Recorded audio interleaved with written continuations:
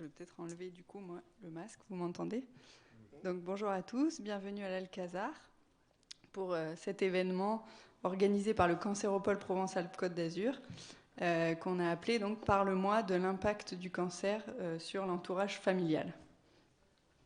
Donc nous avons choisi d'organiser cet événement parce que le Cancéropole est un organisme qui soutient la recherche en cancérologie dans la région et donc pour nous c'est important que les chercheurs qui travaillent tout au long de l'année vous fassent part de leurs travaux, partagent avec vous leurs résultats et donc voilà, on essaye chaque année d'organiser un événement sur un sujet différent et donc c'est un sujet dont on a déjà un peu parlé avec les associations de patients qui les a particulièrement intéressés, donc voilà, on a voulu aujourd'hui, on a choisi ce thème aujourd'hui.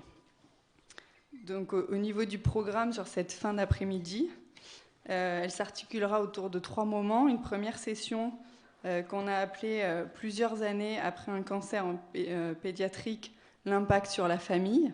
Donc 2 intervenantes pour cette session, Cindy Faust et Julie Berbis, qui sont toutes les 2 chercheuses au Centre d'études et de recherche sur les services de santé et de qualité de vie à la Faculté de médecine à Marseille. Ensuite, donc oui, ces 2 chercheuses travaillent autour d'une cohorte qui s'appelle la cohorte Léa et qui suit les patients qui ont eu un cancer dans l'enfance à long terme. Donc voilà, elles vous parleront un peu de tous leurs travaux. Et la deuxième session, donc, qu'on a intitulée Accompagnement d'un malade atteint de cancer, regard croisé entre une anthropologue et un médecin, donc sera assurée par Aline Saradon, qui est anthropologue et médecin dans l'unité qui s'appelle le CESTIM, et Aurélien Proux, qui est oncologue à l'Institut Paoli-Calmettes, particulièrement dans le service... dans un service de l'Institut Paoli-Calmettes, en particulier autour des soins palliatifs, donc voilà, la qualité de vie de l'aidant d'un patient en soins palliatifs. Et enfin, donc, on finira cet après-midi par une table ronde avec donc les 4 intervenants, également Patrice Canon, qui est psychologue dans le service d'oncologie multidisciplinaire de l'hôpital Nord, et également des représentants d'associations de patients, donc en particulier Charlotte de la Ligue contre le cancer, Dominique David, qui est dans les Bouchetons mais qui devrait nous rejoindre, qui est présidente de l'association sur la recherche pour les tumeurs cérébrales, et normalement Alexandra Barberis du GFLUC, qui est donc une association des entreprises contre le cancer. Voilà. Donc, comme je vous disais, le Cancéropole est un groupement d'intérêt public qui a été initié en 2003 au moment du premier plan cancer et donc qui coordonne et soutient la recherche en cancérologie dans la région. Voilà, donc je vous propose de partager une petite vidéo de présentation du Cancéropole pour mieux comprendre notre rôle.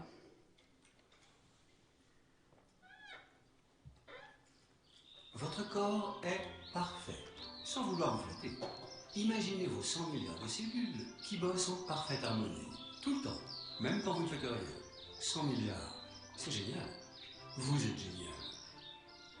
Sauf qu'une cellule, ça peut aussi partir en vrille, disjoncter de l'ADN, pirater le système. On appelle ça la prolifération anarchique. Le cancer naît comme ça. Et c'est moche. Et pendant ce temps-là, qu'est-ce qui se passe à Chercheland? Eh bien, les chercheurs travaillent. Cliniciens, mathématiciens, informaticiens, sciences sociales, biologistes, chimistes. Ils ne parlent pas tous le même langage, mais face au cancer, ils ne lâchent rien, rien. En plus, ils ont un allié, le Cancéropole. Cet allié, c'est même une alliance.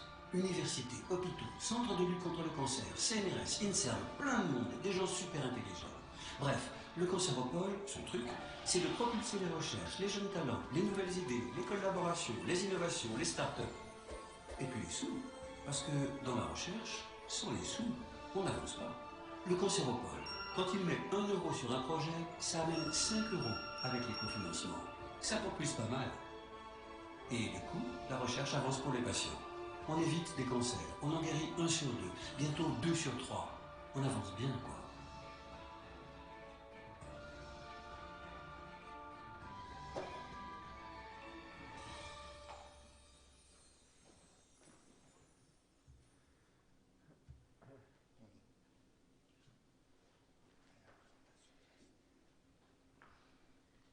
Je vais inviter donc Julie Berbis et Cindy Faust à venir faire leur présentation.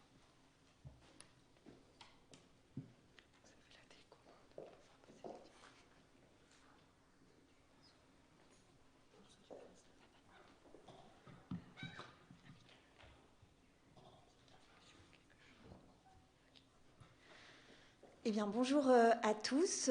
Donc moi, je m'appelle Julie Berbis et donc avec Cindy Faust, nous sommes ravis d'avoir été invités par le Cancéropole à venir parler avec vous de nos travaux de recherche. Alors nous sommes chercheuses en épidémiologie et on travaille particulièrement dans le champ de l'oncologie pédiatrique sur la période en fait de l'après-cancer de l'enfant, c'est-à-dire qu'on conduit nos travaux de recherche sur le suivi à long terme des patients qui ont guéri d'un cancer de l'enfance et plus particulièrement, donc ce dont on va vous parler aujourd'hui, de la leucémie pédiatrique. Et en fait, dans cette période d'après-cancer de l'enfant, bien sûr, on s'intéresse au devenir de l'ancien patient, mais nos travaux de recherche portent aussi un intérêt au devenir de l'entourage de cet ancien patient, ses parents, ses frères et sœurs, qui eux aussi, bien que différemment, ont traversé cet événement de vie. Alors nous, donc, notre unité de recherche, elle se situe à la faculté de médecine, à la Timone. Et pour mieux comprendre cet après-cancer de l'enfant, nos travaux de recherche s'appuient sur une plateforme de recherche qui s'appelle donc la cohorte Léa. Et en introduction, c'est cette plateforme de recherche que je vais vous présenter pour poser le cadre des travaux que l'on conduit. Alors, la leucémie aiguë pédiatrique, elle traverse un changement de paradigme à la fin des années 90 du fait de la grande avancée de la recherche thérapeutique. On a à cette période-là un grand changement dans les taux de survie des enfants qui sont atteints d'une leucémie pédiatrique. Et finalement, pour les équipes qui prennent en charge ces patients, la question, elle n'est plus tellement de savoir s'ils vont réussir à les guérir, parce que de plus en plus, oui, les thérapeutiques, elles permettent de guérir un grand nombre de ces patients, mais c'est de comprendre quel va être le devenir de ces enfants guéris au moyen de thérapeutiques de plus en plus lourdes, et finalement pour lesquels on n'a pas encore à cette époque-là un grand recul et une grande connaissance sur les séquelles à long terme qui peuvent survenir à l'issue des traitements qui ont été reçus. Donc, de par le monde, il y a un grand nombre d'initiatives de recherche qui se montent sur cette question des séquelles à long terme post-cancer de l'enfant. Se montent des dispositifs de recherche qui s'appellent des cohortes. Des cohortes, ce sont des groupes d'individus que l'on suit dans le temps pour essayer de comprendre leur devenir. Et donc, des cohortes d'enfants ayant été traités pour un cancer pédiatrique se montent. La plus conséquente, c'est une cohorte américaine qui commence à produire pas mal d'informations et pas mal de connaissances. Néanmoins, cette cohorte, elle a quelques limites. D'abord, elle regroupe des enfants qui ont été traités pour tout cancer pédiatrique, tout type de cancer. Donc les résultats qui sont produits peuvent être parfois assez généraux. Là, il peut y avoir des disparités dans les vécus et dans les devenirs. Et puis, elle constitue un groupe d'individus qui a été majoritairement pris en charge dans les années 70, puisque l'idée, c'est d'arriver à voir ce qu'ils deviennent à l'âge adulte. Or, dans le champ de la leucémie, c'est au début des années 80 qu'on voit arriver les traitements par greffe de cellules souches hématopoïétiques. Et donc, ces cohortes-là, elles ne permettent pas de répondre au devenir des patients qui ont bénéficié de ces traitements. Et puis enfin, la dernière limite de ce gros travail de recherche américain, qui existe toujours et qui se poursuit, c'est que le devenir en termes de séquelles à long terme de ces patients-là, il est documenté principalement au moyen d'auto-questionnaires, c'est-à-dire qu'on demande aux individus qui ont accepté d'être suivis dans ces projets de recherche-là de déclarer la survenue d'altérations de leur état de santé au long terme. Et c'est sur la base de leur déclaration qu'ensuite on va aller documenter la réalité de séquelles cardiaques, de séquelles thyroïdiennes, etc. Et donc finalement ici à Marseille, donc, au sein du service de recherche en épidémiologie dans lequel on travaille et en collaboration avec le service d'oncologie pédiatrie de la Timone, se monte le projet Léa. Léa, ça veut dire leucémie de l'enfant et de l'adolescent. Donc en 2004, aujourd'hui c'est un projet qui a déjà 15 ans d'existence et qui se monte pour justement répondre à des questions plus précises autour du devenir de la leucémie pédiatrique en éclairant les impacts de traitements particuliers comme la greffe de cellules souches hématopoïétiques. Et comme je vais vous le dire tout à l'heure, le gros point fort de ce projet de recherche français, c'est de documenter ce devenir à long terme d'anciens patients qui ont été pris en charge pour une leucémie pédiatrique au moyen de consultations directement montées et dédiées pour ce programme de recherche. Donc, je vous dirai un mot sur tous les avantages que cela apporte. Donc, l'objectif de ce projet Léa, qui est vraiment une plateforme de recherche, c'est un objectif général d'évaluation de l'état de santé à long terme de patients qui ont été traités pour une leucémie aiguë de l'enfance. Et quand on parle d'état de santé à long terme, notre vision, elle se veut vraiment très ouverte et très générale parce que non seulement on documente la survenue de séquelles physiques, mais on s'intéresse également à la qualité de vie à long terme de ces anciens patients, leur insertion socio-économique et puis leur relation au système de soins sur le long terme. Alors, je ne serai pas très longue sur le détail de la cohorte Léa, qui est le prétexte aux travaux de recherche qu'on va vous présenter maintenant, mais juste pour que vous en compreniez bien le périmètre. Donc, je vous l'ai dit, c'est une cohorte, un groupe d'individus que l'on va suivre dans le temps et qui est multicentrique, donc qui est déployé sur toute la France. Je vais vous montrer sur une carte tout à l'heure la représentation qu'on a sur le territoire. Mais donc, il y a beaucoup de centres qui y contribuent. Mais le pilotage est ici à Marseille. C'est le professeur Pascal Auquier, qui est épidémiologiste, et le professeur Gérard Michel, qui est oncopédiatre, qui pilote ce projet de recherche. Donc, qui fait partie de cette cohorte qui est suivie dans le cadre de ce projet de recherche? Ce sont des individus qui ont eu un diagnostic de leucémie, donc à un âge pédiatrique, avant 18 ans, et depuis les années 80. Donc, je vous ai dit, le projet il a commencé en 2004. Donc, quand les premiers patients ont commencé à être suivis, certains étaient déjà adultes, mais au fur et à mesure que des diagnostics sont toujours posés dans les centres qui participent à ce dispositif, ce sont des enfants qui démarrent le suivi au travers de ce dispositif. Et le suivi à long terme qui est démarré dans le cadre de ce projet-là, il commence 1 an après la fin du traitement. Donc les individus qui acceptent de rentrer dans cette cohorte et de bénéficier du suivi qui est proposé par la cohorte Léa, ils sont vus tous les 2 ans d'abord, et puis lorsqu'ils arrivent à l'âge adulte et qu'ils ont au moins 10 ans de recul par rapport au diagnostic, on va alléger un petit peu ce suivi tous les 4 ans, mais il est proposé jusqu'à l'âge de 50 ans. Alors qu'est-ce qu'on fait pendant ces temps de suivi qui sont proposés aux individus ? Je vous le disais, c'est la force de ce projet de recherche qui se positionne de façon assez compétitive au niveau international parce que nous proposons des consultations médicales dédiées qui permettent auprès des oncologues pédiatres qui avaient suivi ces enfants au moment du diagnostic de surveiller, dépister l'apparition de séquelles. Alors il y a 14 modules de séquelles différentes qui sont surveillés par de l'examen clinique et des examens paracliniques aussi qui sont proposés lorsque nécessaire. Et puis, on complète cette consultation par un auto-questionnaire qui permet aux individus de nous raconter ce qu'ils deviennent en termes de niveau scolaire, niveau professionnel, de ressenti, de qualité de vie. Donc ça, c'est les choses que l'on éclaire par questionnaire. Et évidemment que selon l'âge des individus, on ne donne pas le même questionnaire. Et lorsqu'ils sont encore mineurs, lorsqu'ils sont encore enfants, on interroge aussi leurs parents, ce que l'on ne fait plus lorsqu'ils deviennent adultes dans ces consultations de suivi. Donc la cohorte Léa, c'est un vrai programme de suivi prolongé et structuré, très organisé, qui est proposé aux anciens patients guéris. Et comme je vous le disais, sur tout le territoire, alors ça a commencé en 2004 à Marseille, mais petit à petit, on a ouvert à beaucoup d'autres CHU qui ont souhaité rejoindre ce dispositif. Et donc en 2021, ce sont 20 CHU sur le territoire français, jusqu'à La Réunion, qui participent à ce projet de recherche. Et notre cohorte, elle est constituée aujourd'hui d'environ 5800 patients qui ont bénéficié d'au moins une visite de suivi à long terme dans le dispositif, mais certains sont déjà à 8 voire 9 déjà visites, consultations de suivi. Alors vous trouvez ici le site internet ouvert au grand public qui peut permettre d'avoir un peu plus d'informations. Donc voilà, c'était pour poser un contexte et éclairer avec vous que ce dispositif de recherche qu'est la cohorte Léa, il a un intérêt qui est double.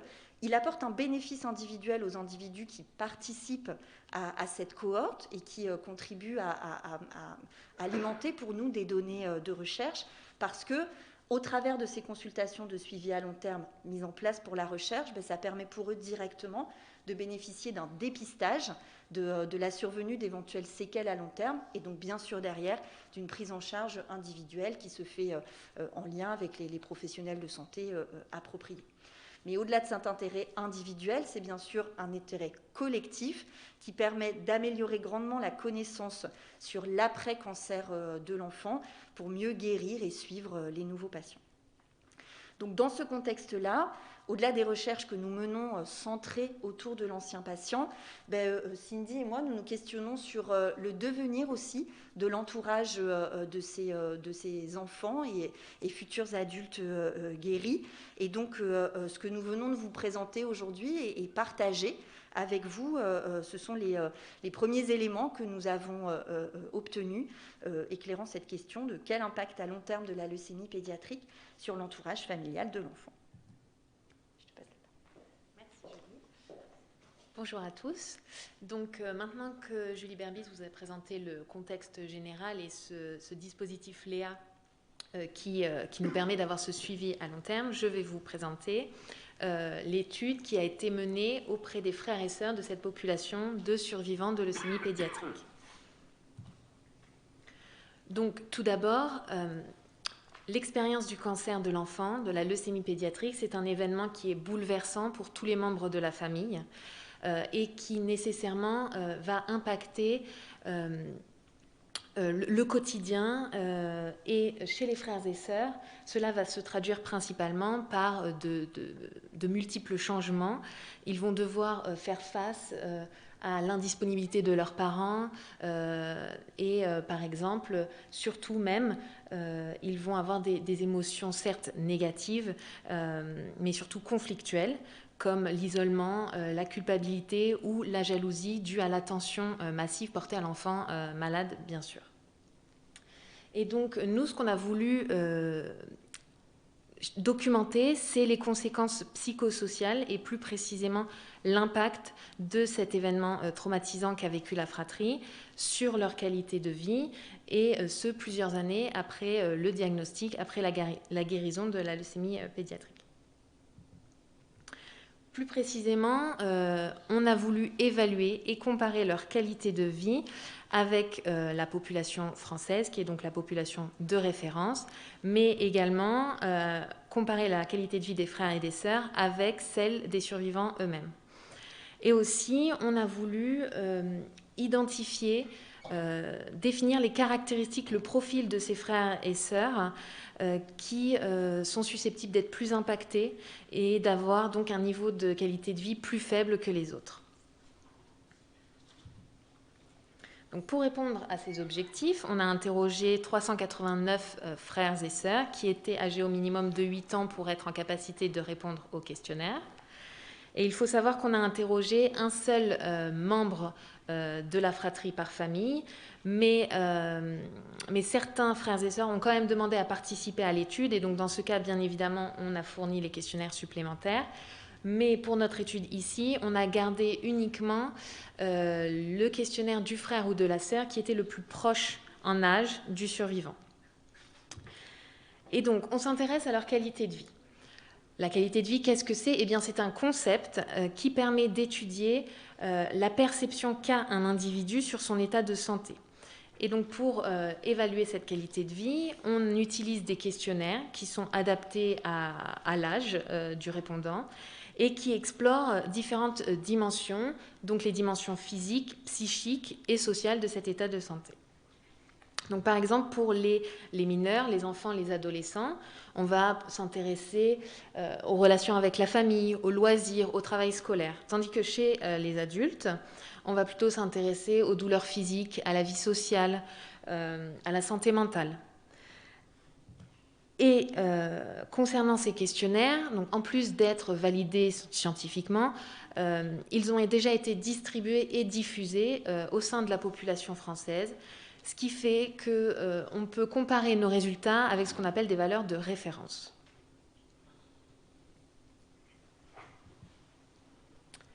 Donc, parmi ces 689 frères et sœurs, 313 étaient encore mineurs, donc étaient des enfants, des adolescents, et le diagnostic de la leucémie avait été posé il y a un peu moins de 10 ans. Et chez les adultes, donc ils étaient 346, cela faisait un peu plus de 16 ans que le diagnostic avait été posé donc pour l'enfant malade.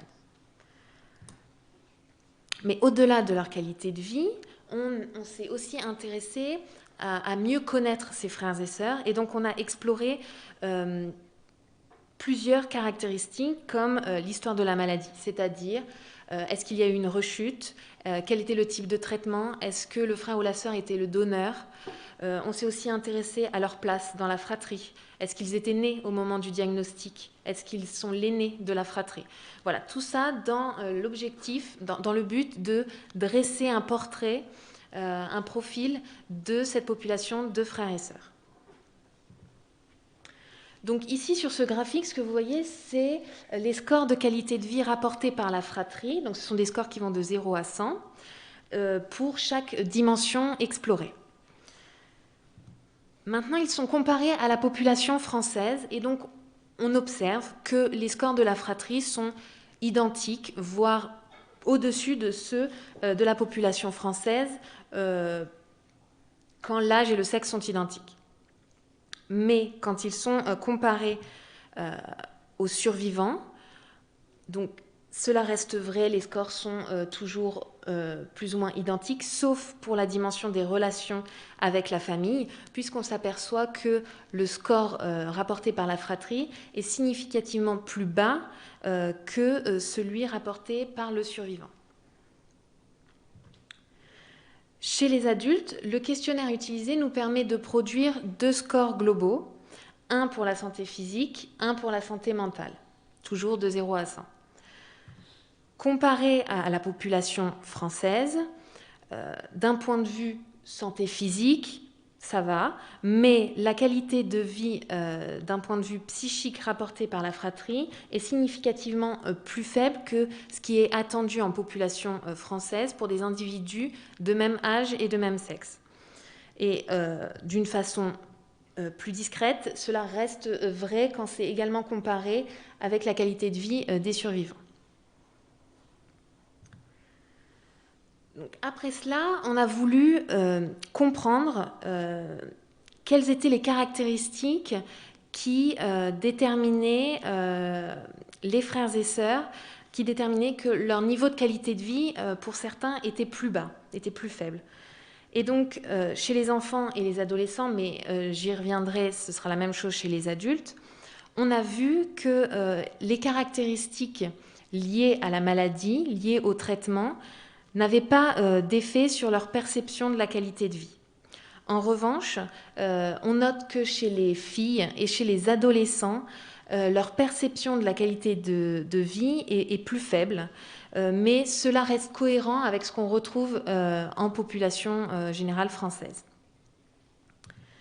Et donc, je le disais, chez les adultes, les résultats sont identiques concernant les aspects liés à la maladie et au traitement, mais en revanche, on note une fragilité chez les femmes adultes et chez la fratrie pour qui c'était une sœur qui avait été atteinte par la maladie. Donc, pour résumer un peu l'ensemble de nos résultats, il y a bien un impact sur la qualité de vie qui perdure dans le temps, puisque, je vais y revenir également, mais hormis les difficultés dans les relations avec la famille, les enfants et les adolescents semblent avoir une bonne qualité de vie, mais on s'aperçoit quand même qu'il y a une altération à l'âge adulte. Et donc cela peut être expliqué par différentes hypothèses. La première, on peut supposer que les enfants, les adolescents ont une façon d'utiliser de meilleures stratégies d'adaptation, ont une meilleure résilience. Ou aussi, on peut supposer qu'il y a une prise de conscience sur l'événement traumatisant qui a été vécu, que la fratrie a traversé et qui, du coup, fait écho, survient au moment de l'âge adulte, quand, par exemple, on se retrouve avec sa propre famille. Voilà, ça peut faire écho. Donc voilà, pardon. Et je reviens sur les résultats liés aux relations familiales, donc parce qu'on a vu qu'elles avaient été très négativement impactées du point de vue de la fratrie. Et donc on a commencé à s'intéresser à ce qu'on appelle le fonctionnement familial. Et donc, le fonctionnement familial, donc là encore, on est allé interroger ses frères et sœurs pour avoir leur ressenti sur ce sujet plusieurs années après le diagnostic. Et donc, on a interrogé 605 frères et sœurs qui, cette fois, étaient âgés au minimum de 11 ans, toujours pour être en capacité de répondre à un questionnaire spécifique. Et donc ici, on remarque que le fonctionnement familial, c'est un concept qui s'intéresse à l'affection portée, à la communication, au rôle des différents membres qui forment la famille. Et donc on a utilisé un questionnaire qui nous permet d'étudier la perception de ce fonctionnement familial d'une manière générale, avec un score qui, s'il est élevé, traduit un dysfonctionnement. Mais toujours, ça reste toujours une perception de la part du frère et de la sœur. Et donc, les résultats dont on dispose actuellement montrent qu'il y a environ un quart de ces frères et sœurs qui rapportent un mauvais fonctionnement, qui rapportent une mauvaise perception du fonctionnement familial, avec... toujours du point de vue de la fratrie, ça va être chez les familles les plus vulnérables, celles qui ont une situation économique jugée plutôt difficile. Et donc cette étude sur le fonctionnement familial, elle est encore en cours parce que maintenant on cherche à comprendre le lien entre tous ces concepts psychocomportementaux, tous ces facteurs psychocomportementaux. Donc on a l'état émotionnel, on va avoir l'anxiété, la dépression, le soutien social, mais surtout ce qui nous intéresse, ça va être les mécanismes d'adaptation, ce qui fonctionne, comment ça fonctionne, pour ensuite pouvoir les adapter aux familles les plus vulnérables, les plus fragiles. Et voilà, je repasse du coup la parole à Julie Berbis qui va vous parler des parents. Merci. Alors, j'essaierai d'être brève parce que c'est moi qui fais... Enfin, j'ai beaucoup parlé en introduction et je vois qu'on dépasse un peu le temps qu'on avait prévu, mais simplement pour vous dire un mot sur aussi l'éclairage qu'on a souhaité apporter sur le devenir des parents, donc à long terme. Ici, on est, je vous l'ai dit, sur une cohorte qui suit des individus qui ont guéri de cette leucémie pédiatrique, et donc on a souhaité interroger aussi les parents sur leur propre qualité de vie à distance de cet événement qu'est la leucémie. Donc ici, comme on s'appuie sur la cohorte Léa, on va être sur des parents d'enfants encore mineurs, puisque comme je vous l'ai dit, on n'interroge pas les parents de patients guéris à l'âge adulte. Donc rapidement, il y a des choses qui existent en termes de recherche autour du devenir des parents, mais en général, ce sont des éléments qui sont donnés à une assez courte distance par rapport au diagnostic et à la fin du traitement. Et on a parfois des informations un petit peu contradictoires dans la littérature, donc c'est pour ça qu'on a souhaité éclairer cette partie-là au travers de nos travaux. Parce que pour nous, s'intéresser à la qualité de vie des parents, c'est à la fois important pour eux-mêmes, comprendre comment ils vont et savoir comment les accompagner au mieux. C'est important aussi parce qu'on sait que la qualité de vie de l'enfant, elle est fortement liée à la qualité de vie du parent. Et un parent qui va mieux, c'est un meilleur soutien pour l'enfant. Et puis, en termes d'organisation des soins et du système de santé, eh bien, le parent, à l'âge encore mineur de ses enfants, c'est lui qui va faire le lien avec la bonne réalisation du suivi et du dépistage des séquelles à long terme. Et donc, un parent qui va bien, c'est évidemment une cible importante pour faciliter l'observance de ce suivi post-cancer. Donc de la même façon, je ne rentre pas dans les détails, mais on a souhaité évaluer la qualité de vie de ces parents en la positionnant par rapport à une population générale de même âge et de même sexe. Et on a essayé de repérer des caractéristiques de vulnérabilité parmi ces parents.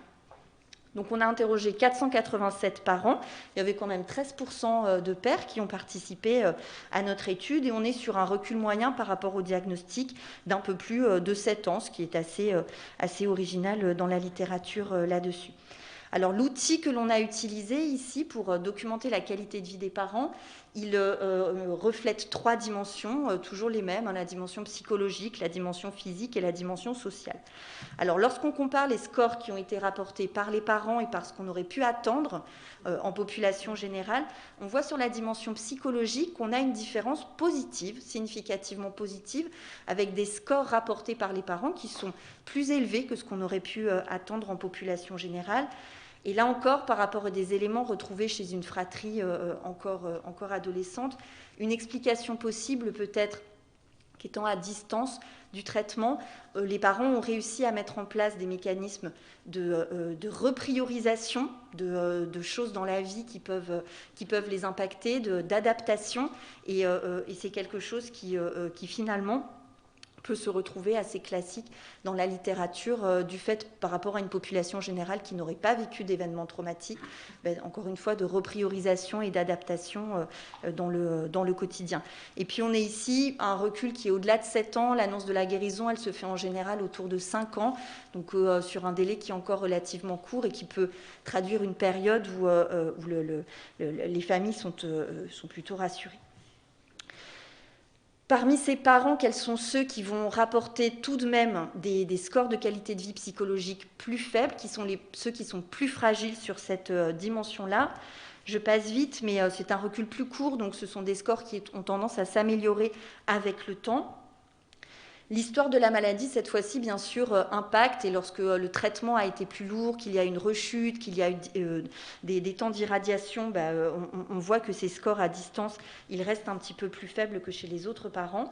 Et là aussi, le sexe féminin se retrouve plus vulnérable, que ce soit la mère ou que ce soit l'enfant qui était une fille, et des parents qui restent plus préoccupés sur ces dimensions psychologiques. Et là encore, le niveau socio-économique plus faible rend les parents à long terme un peu plus vulnérables.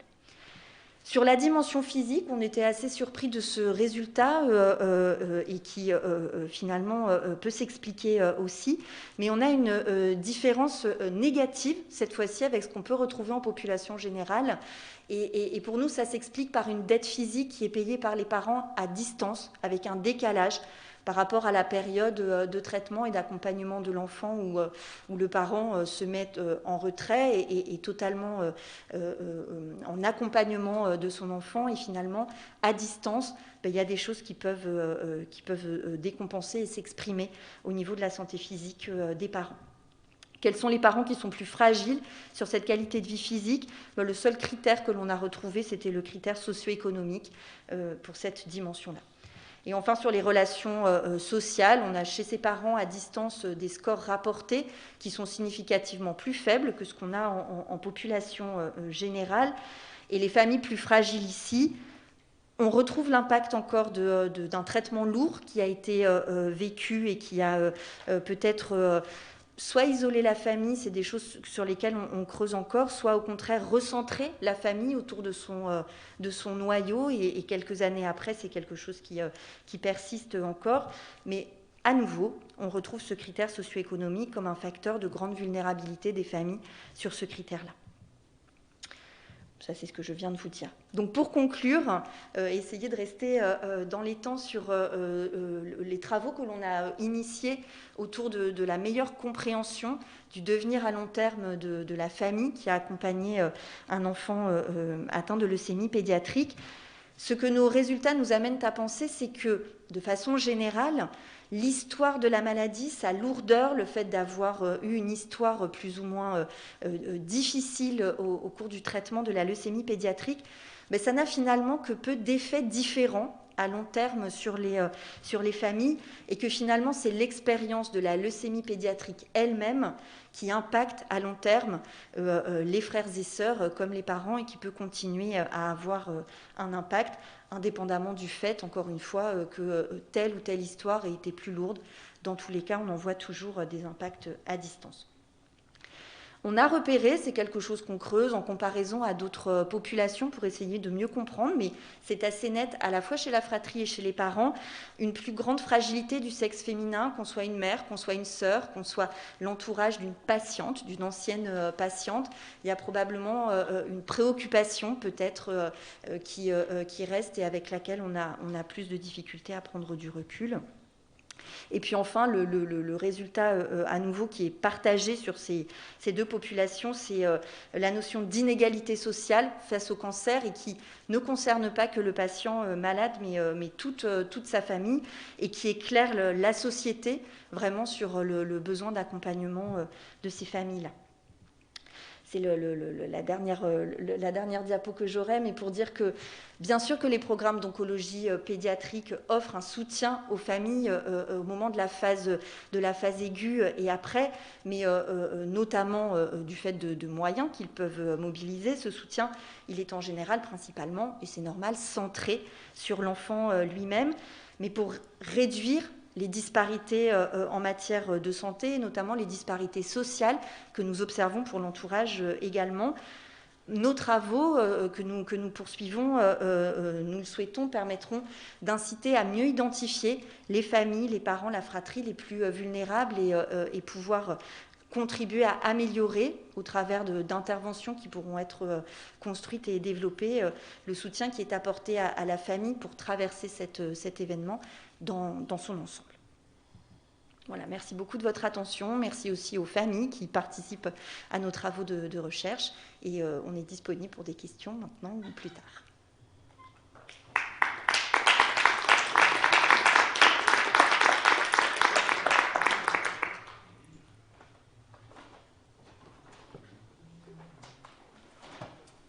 Je voulais vous demander pour la constitution de votre cohorte, est-ce que c'est proposé à toutes les familles ou simplement à un échantillon, parce que sinon ça ferait une cohorte trop importante? Et d'autre part, c'est un peu lié le fait que maintenant vous avez, ça a plus de 15 ans de recul. Est-ce que vous avez une perte dans le suivi? Est-ce qu'un certain nombre de familles, au bout de quelques années, parce que bon, c'est remettre le sujet sur le tapis, donc ça ne doit pas être évident. Est-ce qu'un certain nombre abandonne, ou est-ce que tout le monde tient le coup sur la durée? Merci. Merci pour vos questions. Alors pour la première question, oui, l'étude elle avait été proposée à l'ensemble des familles éligibles, c'est-à-dire qui répondaient à nos critères au moment où on a initié ces travaux-là. Donc en fait, lorsque en introduction, j'indiquais que dans notre cohorte, il y avait 5800 patients, c'est aujourd'hui, avec les derniers centres qui nous ont rejoints, on a eu ces 3-4 dernières années, beaucoup de centres qui sont arrivés, et notamment pour la fratrie, au moment où on a fait le recueil de données, on n'était pas sur un si gros volume. Et puis, il fallait que ce soit des familles qui aient au moins un frère et sœur et qui aient au moins 8 ans pour pouvoir répondre à nos questions. Donc, on a eu un tout petit peu moins de 50% de participation sur les familles qu'on a interrogées pour la fratrie. Donc, on était quand même assez satisfaite de ce taux de participation, qui permet d'avoir quand même un volume qui éclaire un petit peu nos questions. Et puis pour la partie des parents, dans le questionnaire qui leur était distribué, pendant très longtemps, cette partie de documentation de leur qualité de vie n'était pas structurée, en tout cas de cette façon-là. Les questions étaient un petit peu différentes. Donc c'est assez récent qu'on ait introduit ce questionnaire-là. Et l'effectif que l'on a sur les parents, ça a vraiment été d'analyser sur une année donnée, ce qu'on appelle nous une vague de suivi, les résultats des questionnaires qui nous ont été retournés. Mais l'ensemble des parents qui accompagnent des enfants en consultation ont ce questionnaire, et donc pour nous c'est un volume qui grandit sur lequel on pourra poursuivre nos analyses.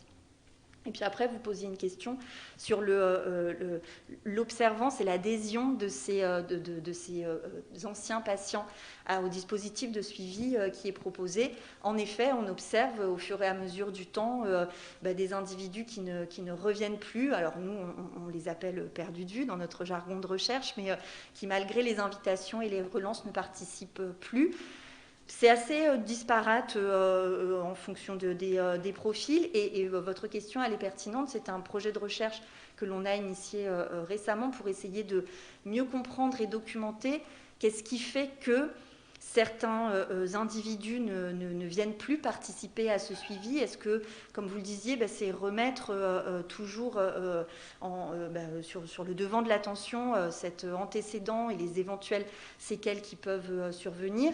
C'est aussi dans la façon dont on le propose, je l'ai dit rapidement, mais ils reviennent dans un service d'oncologie pédiatrique quand ils ont 30, 40 ans, c'est des choses qui peuvent ne plus leur correspondre et peut-être que les éléments que l'on documente ne correspondent pas à leurs propres questions, ils ne s'y retrouvent pas. C'est des choses qu'on essaye de mieux comprendre pour savoir comment optimiser ce suivi. Bien sûr, pour nous, avoir plus d'effectifs en termes de recherche, mais comme je l'ai dit au début, parce que ça permet pour ces individus-là d'avoir un dépistage qui est le plus précoce possible et une prise en charge la plus précoce possible de ces séquelles. Donc c'est important pour nous de comprendre comment optimiser cette adhésion au dépistage. J'espère que j'ai répondu à vos questions.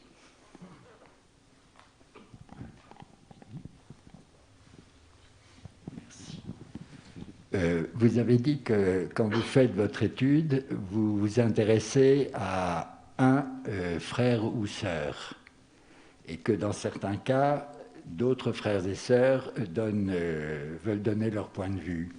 Quel est le niveau de coïncidence entre le frère ou la sœur que vous avez interviewé, enfin que vous suivez, et les autres frères et sœurs qui vous donnent leur point de vue? Alors, si j'ai bien compris votre question, vous voulez dire lorsque l'ensemble de la fratrie souhaite répondre, est-ce que l'on a observé des discordances entre la parole de celui que l'on avait ciblé et la parole des autres? Alors, tu veux que je réponde? Votre question, elle est très pertinente. En fait, nous, en termes de recherche, malheureusement, on est toujours limité par des moyens logistiques, principalement financiers.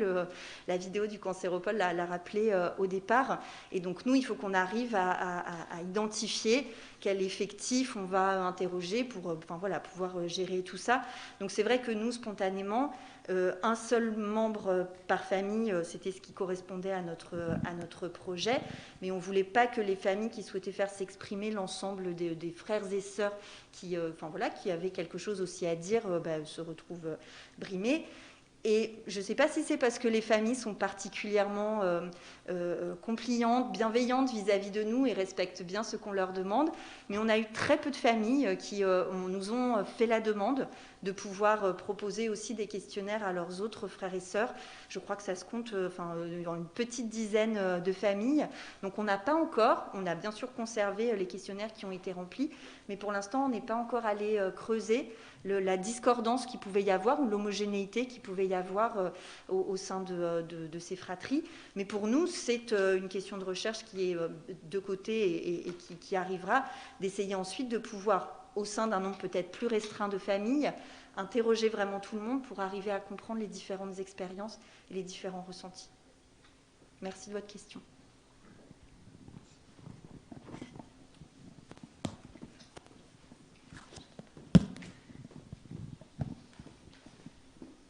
Merci. Est-ce que vous avez vu un impact différent sur une famille très nombreuse ou une famille plus réduite, etc. Merci pour votre question. C'est en effet une caractéristique que l'on a étudiée, le nombre de frères et sœurs au sein de la fratrie, en plus de savoir si c'était l'aîné ou pas. Et ce sont des facteurs qui ne sont pas ressortis dans notre étude. Ce n'est pas quelque chose qui va jouer sur la perception de leur qualité de vie.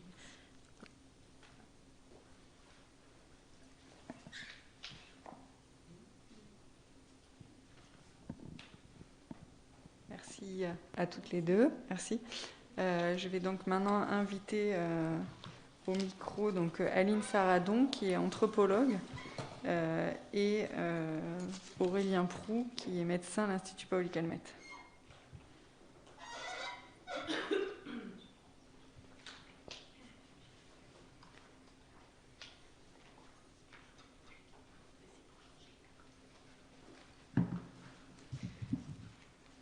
Bonjour à toutes et tous. Merci au Cancéropole de nous avoir invités aujourd'hui.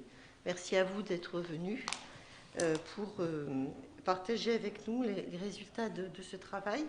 Donc c'est une recherche qu'on va faire, c'est une présentation qu'on va faire à deux voix, donc avec le docteur Aurélien Proux. Et moi je commencerai.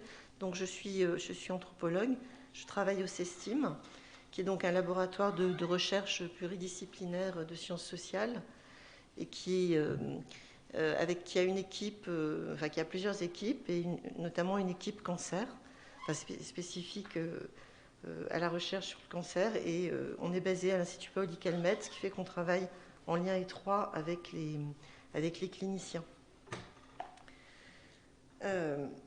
Donc dans un premier temps, nous verrons ce que signifie cette expression un petit peu vague de accompagner un malade, à partir des résultats donc, que nous avons réalisés auprès de malades atteints d'un cancer avancé et de leur aidant principal.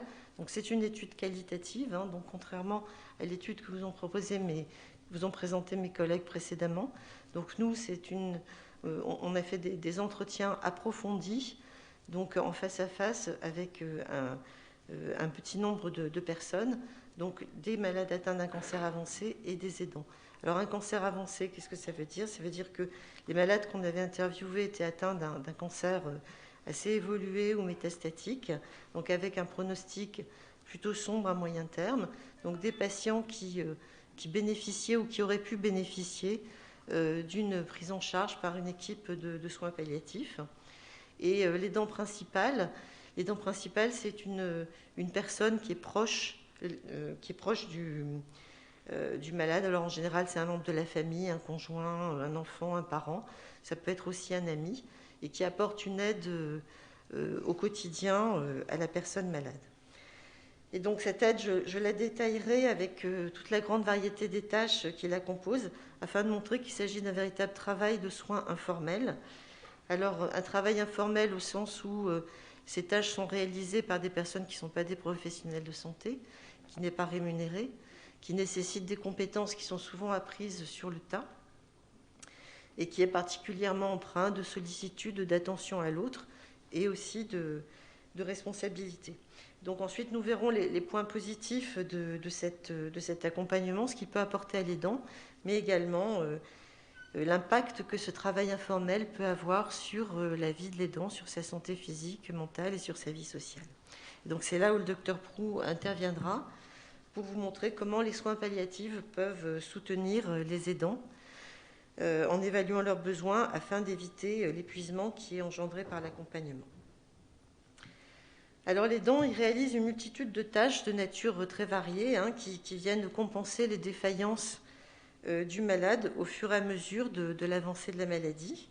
Alors c'est notamment une aide logistique, telle que la préparation des repas, avec une attention particulière à essayer de confectionner des plats que le malade aime, qu'il peut avaler. Donc c'est donc à travers cette confection des repas, c'est aussi veiller au bien-être du malade, et ça demande de l'affection, ça demande de l'attention. Cette aide logistique, elle comporte également tout l'ensemble des tâches domestiques et administratives du quotidien. S'y ajoute, selon les situations, la garde d'enfants de la personne malade, et puis un rôle aussi d'intermédiaire avec le reste de l'entourage, c'est-à-dire que l'aidant communique beaucoup avec le reste de l'entourage pour donner des informations sur l'état de santé du patient. Et ça, c'est une tâche extrêmement chronophage qui occupe pas mal de leur temps. Alors ensuite, il y a aussi la délivrance de soins corporels, comme des soins de bien-être, des massages par exemple, ou bien une aide à la toilette, et des tâches qui sont davantage dans le registre des soins infirmiers, comme par exemple la préparation de médicaments, veiller à ce que le malade prenne ses médicaments au moment où il doit les prendre. Mais il y a aussi des soins plus techniques, comme la prise de constante, par exemple la prise de température, la mesure de la pression artérielle. Ça peut être aussi faire un lavement, changer une poche d'urine, voire même enlever une perfusion. Donc tout ça, ce sont des gestes qui nécessitent des compétences qui sont souvent acquises par l'aidant au contact des professionnels de santé. Et ce qui est important, c'est que ces gestes techniques sont réalisés pour essayer de concilier la temporalité du malade et celle des intervenants, notamment les infirmiers à domicile, et tout ça dans un souci de veiller à la continuité des soins. Et parce que il y a dans cet accompagnement d'un patient qui est très affaibli ou qui est en perte d'autonomie, le souci constant de la part de l'aidant de l'organisation du temps, et notamment de l'organisation du temps des soins médicaux, et de coordonner les différents intervenants. Et là, je vous livre un extrait d'entretien qui est particulièrement illustratif de cela. C'est une aidante qui dit donc, « Je vais chercher des médicaments, je prends rendez-vous avec les infirmiers, je vérifie qu'elle n'oublie pas ses médicaments. Si elle oublie, je pense à lui dire. Je l'amène faire ses prises de sang. Je lui rappelle de faire ses prises de sang si je ne suis pas là. Oui, ça occupe de mon temps. » Et puis enfin, cette présence constante aussi de l'aidant auprès de la personne malade, ça lui permet de veiller sur le malade, de manière à pouvoir surveiller aussi l'évolution de son état physique et moral, et donc de pouvoir réagir s'il y avait une altération brutale de cet état, pour pouvoir contacter le professionnel de santé ou l'intervenant adéquat.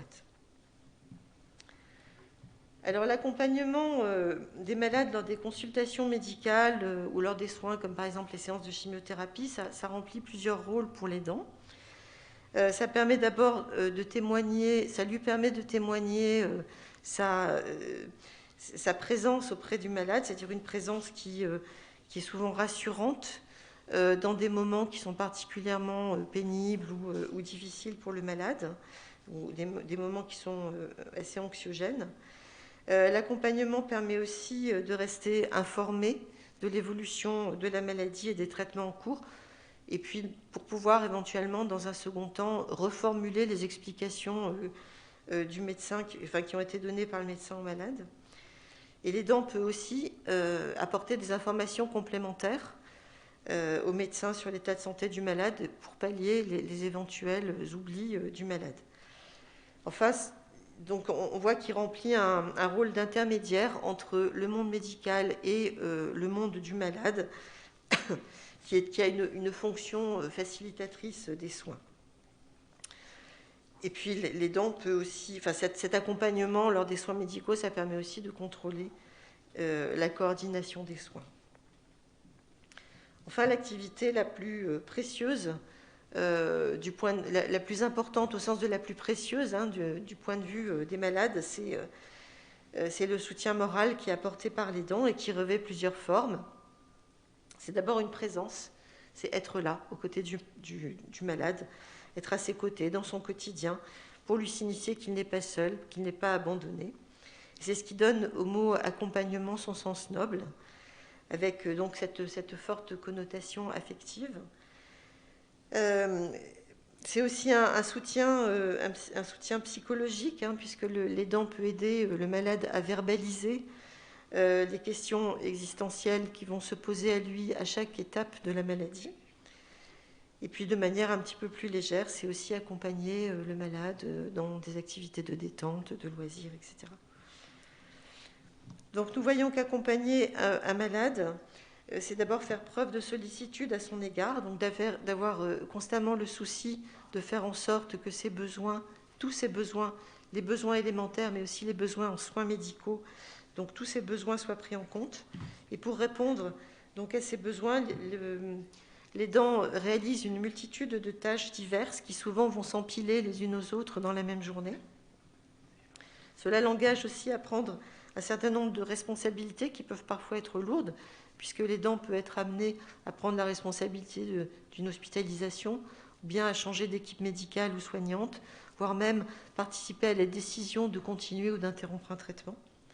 Et tout ce travail médical, tout ce travail de soins, souvent invisible pour les équipes médicales, il a une véritable valeur sociale et une valeur médicale aussi, puisqu'il y a des études récentes qui ont montré que l'aide qui est apportée par les proches, par l'entourage, par les amis, avait un impact significatif sur la qualité de vie des malades qui sont atteints d'un cancer.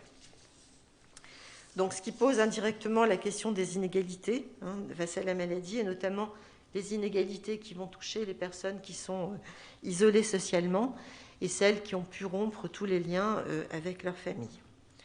Enfin, il faut souligner que ce travail de soins, il est socialement et culturellement situé, c'est-à-dire qu'il est le plus souvent assigné aux femmes. Dans une fratrie, ça sera essentiellement les filles qui assumeront ce rôle. Et l'engagement dans l'accompagnement, il répond à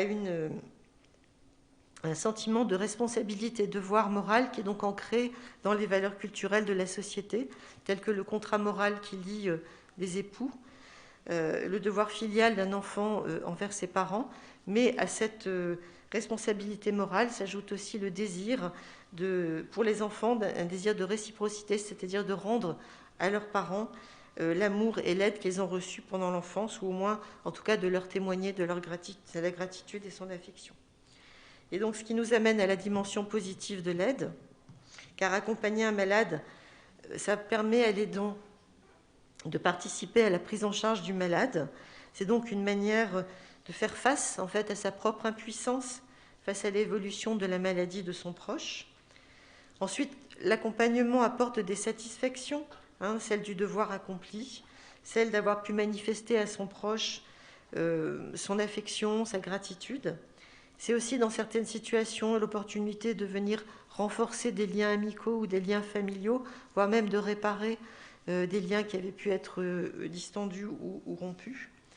Et certains aidants nous ont confié que l'accompagnement a été pour eux une chance, alors assez paradoxalement, mais la chance de pouvoir passer du temps en fait, avec leurs proches pour les derniers mois ou les dernières semaines qu'il leur reste à vivre, donc pour profiter un peu de ce temps qui reste.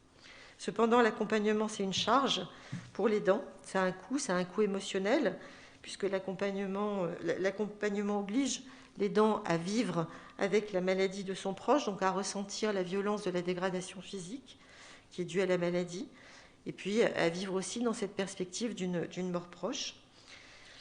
C'est une source permanente de stress parce que l'accompagnement envahit la vie de l'aidant, et là je vous donne un petit extrait qui illustre cela. Donc une aidante qui dit « Je pense à ma famille, je pense à mon travail, je pense au rendez-vous de maman, je pense à l'intendance chez elle, voilà, toujours penser à faire les courses, à penser à la prise de sang qui a bien été faite en temps et en heure, penser à l'imprimer, penser à une multitude de choses à penser, tout ça pour la soulager elle, mais qui forcément nous met dans un état de stress. » Donc on voit qu'il y a cette charge mentale qui vient s'ajouter à la fatigue qui est déjà liée au travail de soins. Enfin, le temps de l'aide, il se prend aux dépens des activités familiales, il se prend aux dépens de la vie sociale, et pour les aidants qui sont en activité professionnelle, ça va se prendre aux dépens de leur activité professionnelle avec parfois des conséquences financières qui sont assez lourdes. Je laisse maintenant la parole au docteur Proux. Bonsoir. Tout d'abord, je remercie le Cancéropole pour ce sujet qui est je pense, qui est très très important. Moi, je suis Aurélien Proux, je suis médecin au département de soins de support et de soins palliatifs de l'Institut Paoli Calmette à Marseille. Et on fait partie des équipes qui sont très attentifs justement aux aidants. Et quand le docteur Saradon nous a présenté ses résultats, on a été surpris. C'est-à-dire qu'en fait, on avait même sous-estimé justement la place de l'aidant. Donc ça rajoute le côté très important, à mon sens, de ce sujet. Tout d'abord, et souvent dans les situations complexes de cancer en situation incurable, on est amené à rencontrer les patients dans le cadre, nous, de ce qu'on appelle un bilan de soins palliatifs. Donc on fait un bilan. C'est une première rencontre. Et on est hors situation de fin de vie, en tout cas on essaye de l'être le plus souvent. On ne va pas parler de la fin de vie. Les soins palliatifs, la fin de vie, c'est une petite partie des soins palliatifs. Et on rencontre des patients en général qui ont des symptômes, des plaintes, des problématiques sociales et parfois aussi des épuisements de l'aidant. Ces patients, la première rencontre, ça peut être à l'hôpital de jour. Donc on fait un bilan à l'hôpital de jour, on prend le temps, ça dure 2 heures, c'est assez long. Ou à l'hôpital parce qu'ils sont hospitalisés pour une raison quelconque. On les rencontre, on fait un point qui est très global sur une multitude d'aspects. Et l'objectif, c'est toujours de construire un projet avec le patient et avec l'aidant et avec l'oncologue en fonction de où on en est de la situation. Souvent, le projet, c'est de retourner à la maison parce qu'on est mieux chez soi. Et ça, c'est quelque chose qui est très, très clairement dit par les patients. Et donc, on fait une évaluation qui est la plus complète possible, où on évalue tous les symptômes, on évalue l'autonomie pour savoir quelles vont être les aides qu'il va falloir mettre en place au domicile. On évalue le sommeil, parce que c'est quelque chose qui est important, et on évalue aussi le domicile, parce que c'est sûr que si les déplacements sont plus compliqués et qu'il y a 2 étages à monter pour accéder à la chambre, pour nous, ça change pas mal de choses. Et systématiquement, quand il y a un aidant, bien sûr, mais systématiquement, on fait un entretien avec l'aidant, parce que pour nous, c'est très important de prendre un temps avec l'aidant pour discuter avec le patient, parfois sans le patient, pour essayer justement d'appréhender un peu les difficultés qu'il a pu rencontrer. Ça, souvent, les aidants nous disent que l'oncologue n'a pas le temps de faire ce temps-là, de prendre ce temps-là. Donc, du coup, ils sont surpris au début, mais très contents. Et c'est surtout, en général, à ce moment-là qu'on découvre pas mal de problématiques décrites dans l'étude du docteur Saradon. Pourquoi l'aidant est important ? Déjà, la première conséquence du cancer, c'est la perte d'autonomie, que ce soit à cause des douleurs, à cause de la chimiothérapie, de ces toxicités, de la perte de muscles. Les patients se perdent en autonomie et donc du coup, il y a toujours besoin de manger, de faire des courses, de faire le ménage, de continuer à faire tourner le foyer et donc du coup, c'est l'aidant qui va prendre la part du patient. Et donc, ça entraîne des conséquences. D'abord, une accumulation de tâches par l'aidant, qui a déjà pas mal de choses à faire, mais du coup, ça augmente ces tâches, comme ça a été très bien dit, avec moins de temps pour les accomplir. Un sommeil qui est souvent altéré, je parle souvent du sommeil parce que c'est quand même un point qu'on a tendance un peu à mettre un peu de côté, mais qui est très important. Souvent, les aidants, c'est vraiment un des aspects qui revient assez régulièrement dans les entretiens, c'est qu'ils nous disent « Je dors jamais à point fermé parce que si jamais il a besoin de se lever, je préfère l'accompagner aux toilettes. S'il a mal, il faut que je m'en occupe. » Et donc du coup, on augmente la quantité de tâches à accomplir, on diminue le temps et en plus le sommeil n'est pas de qualité. Donc on arrive souvent à des aidants qui s'épuisent et très rapidement. Et donc du coup, vis-à-vis de tout ça, l'aidant est indispensable pour rentrer à la maison. Donc c'est pour nous un pilier, donc c'est vraiment très important comme évaluation. Parce que sans aidant, un patient seul qui a perdu en autonomie ne peut pas rester à la maison. Pour nous, c'est même une contre-indication, un retour à domicile. Et donc, c'est pour ça que cet aspect de l'aidant est très, très important. Et donc, les soins palliatifs, comment ils vont intervenir pour ces aidants ? Tout d'abord, on va le soutenir. On va lui dire qu'on a entendu, qu'on est au courant, que les tâches ont augmenté pour lui. Et donc, on va lui faire rencontrer, par exemple, une assistante sociale, dans un premier temps, qui va essayer de faire une évaluation. Tous les foyers n'ont pas les mêmes moyens, et donc, du coup, l'assistante sociale peut permettre, via les mutuelles, via les dossiers MDPH ou APA, de débloquer certaines aides de façon à faire intervenir, par exemple, une aide ménagère. L'aide ménagère, on va la présenter sous 2 fonctions. La première, c'est de soutenir aux tâches ménagères, mais parfois les aidants sont un peu réticents parce qu'ils préfèrent gérer les choses eux-mêmes. Mais c'est aussi quelqu'un qui va rester, par exemple, avec le patient pendant 2 heures, pendant que l'aidant va faire les courses, sans avoir cette charge mentale de dire « et s'il est tombé pendant que je suis en train de faire les courses ?» et se presser et oublier la moitié des choses. Le deuxième point qui est assez essentiel, sur lequel nous, en tant que médecins de soins palliatifs et de soins de support, on fait très attention, c'est rétablir les rôles. Très régulièrement, il y a une certaine pudeur des patients qui font que la toilette, qui est le premier élément dans le cadre de la perte d'autonomie qui va intervenir, c'est l'aide à la toilette. Et l'aide à la toilette est assurée par l'aidant. Alors, l'aidant, quand il a 85 ans et qu'il est fragile parce qu'il marche avec une canne, on imagine que le risque de chute des deux devient majeur. Donc, on explique que l'aidant ne peut pas, dans tous les cas, aider à la toilette.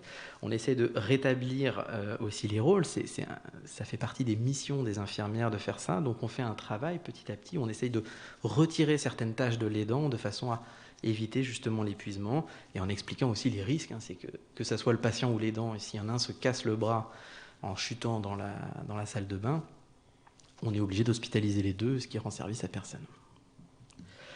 On forme aussi l'aidant. Alors ça, on parle vraiment d'éducation thérapeutique à ce moment-là. Les aidants, comme on a pu le voir, prennent beaucoup de responsabilités dans le suivi, dans les rendez-vous, dans les prises de sang, dans les scanners, mais aussi dans l'organisation des traitements. Et donc, du coup, on s'est rendu compte, et ça, c'est plus l'expérience un peu personnelle, c'est qu'il faut éduquer le patient en premier, mais aussi l'aidant, et notamment sur les traitements antalgiques.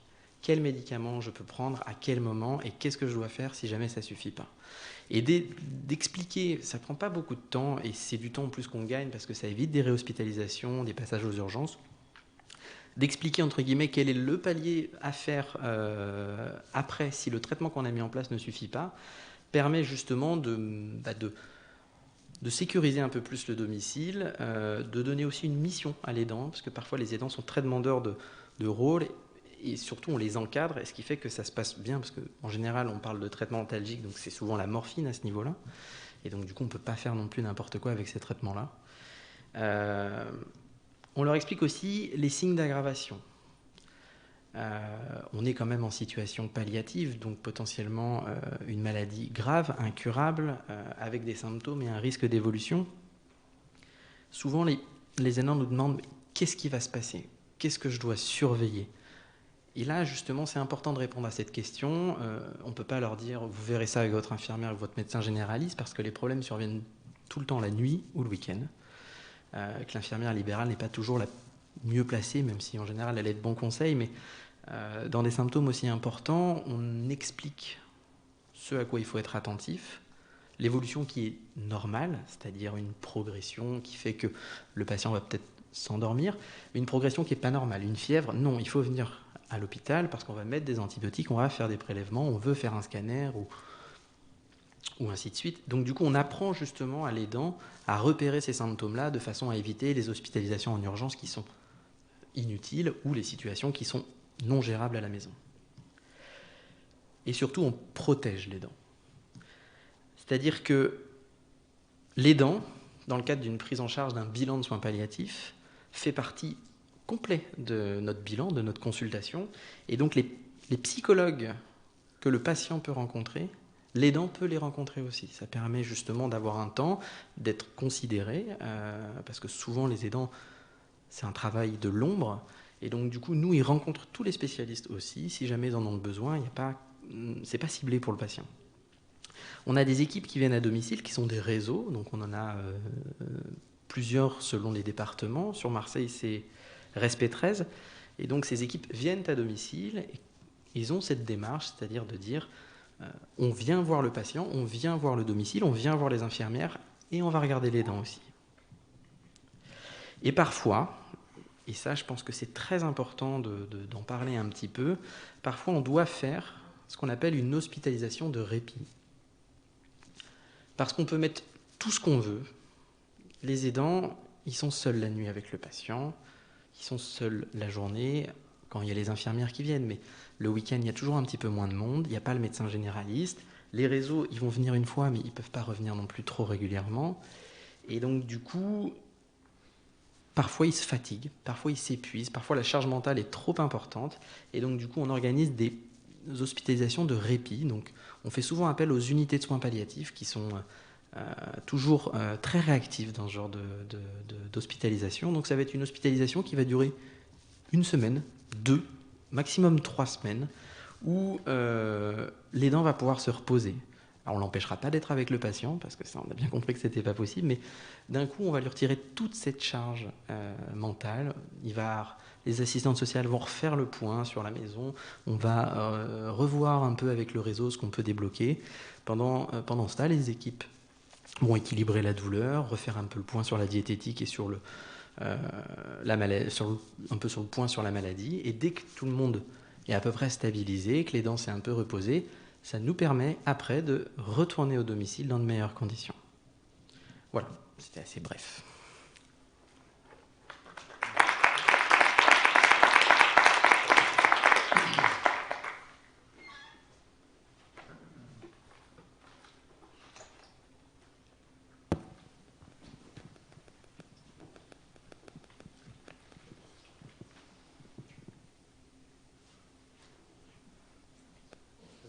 questions.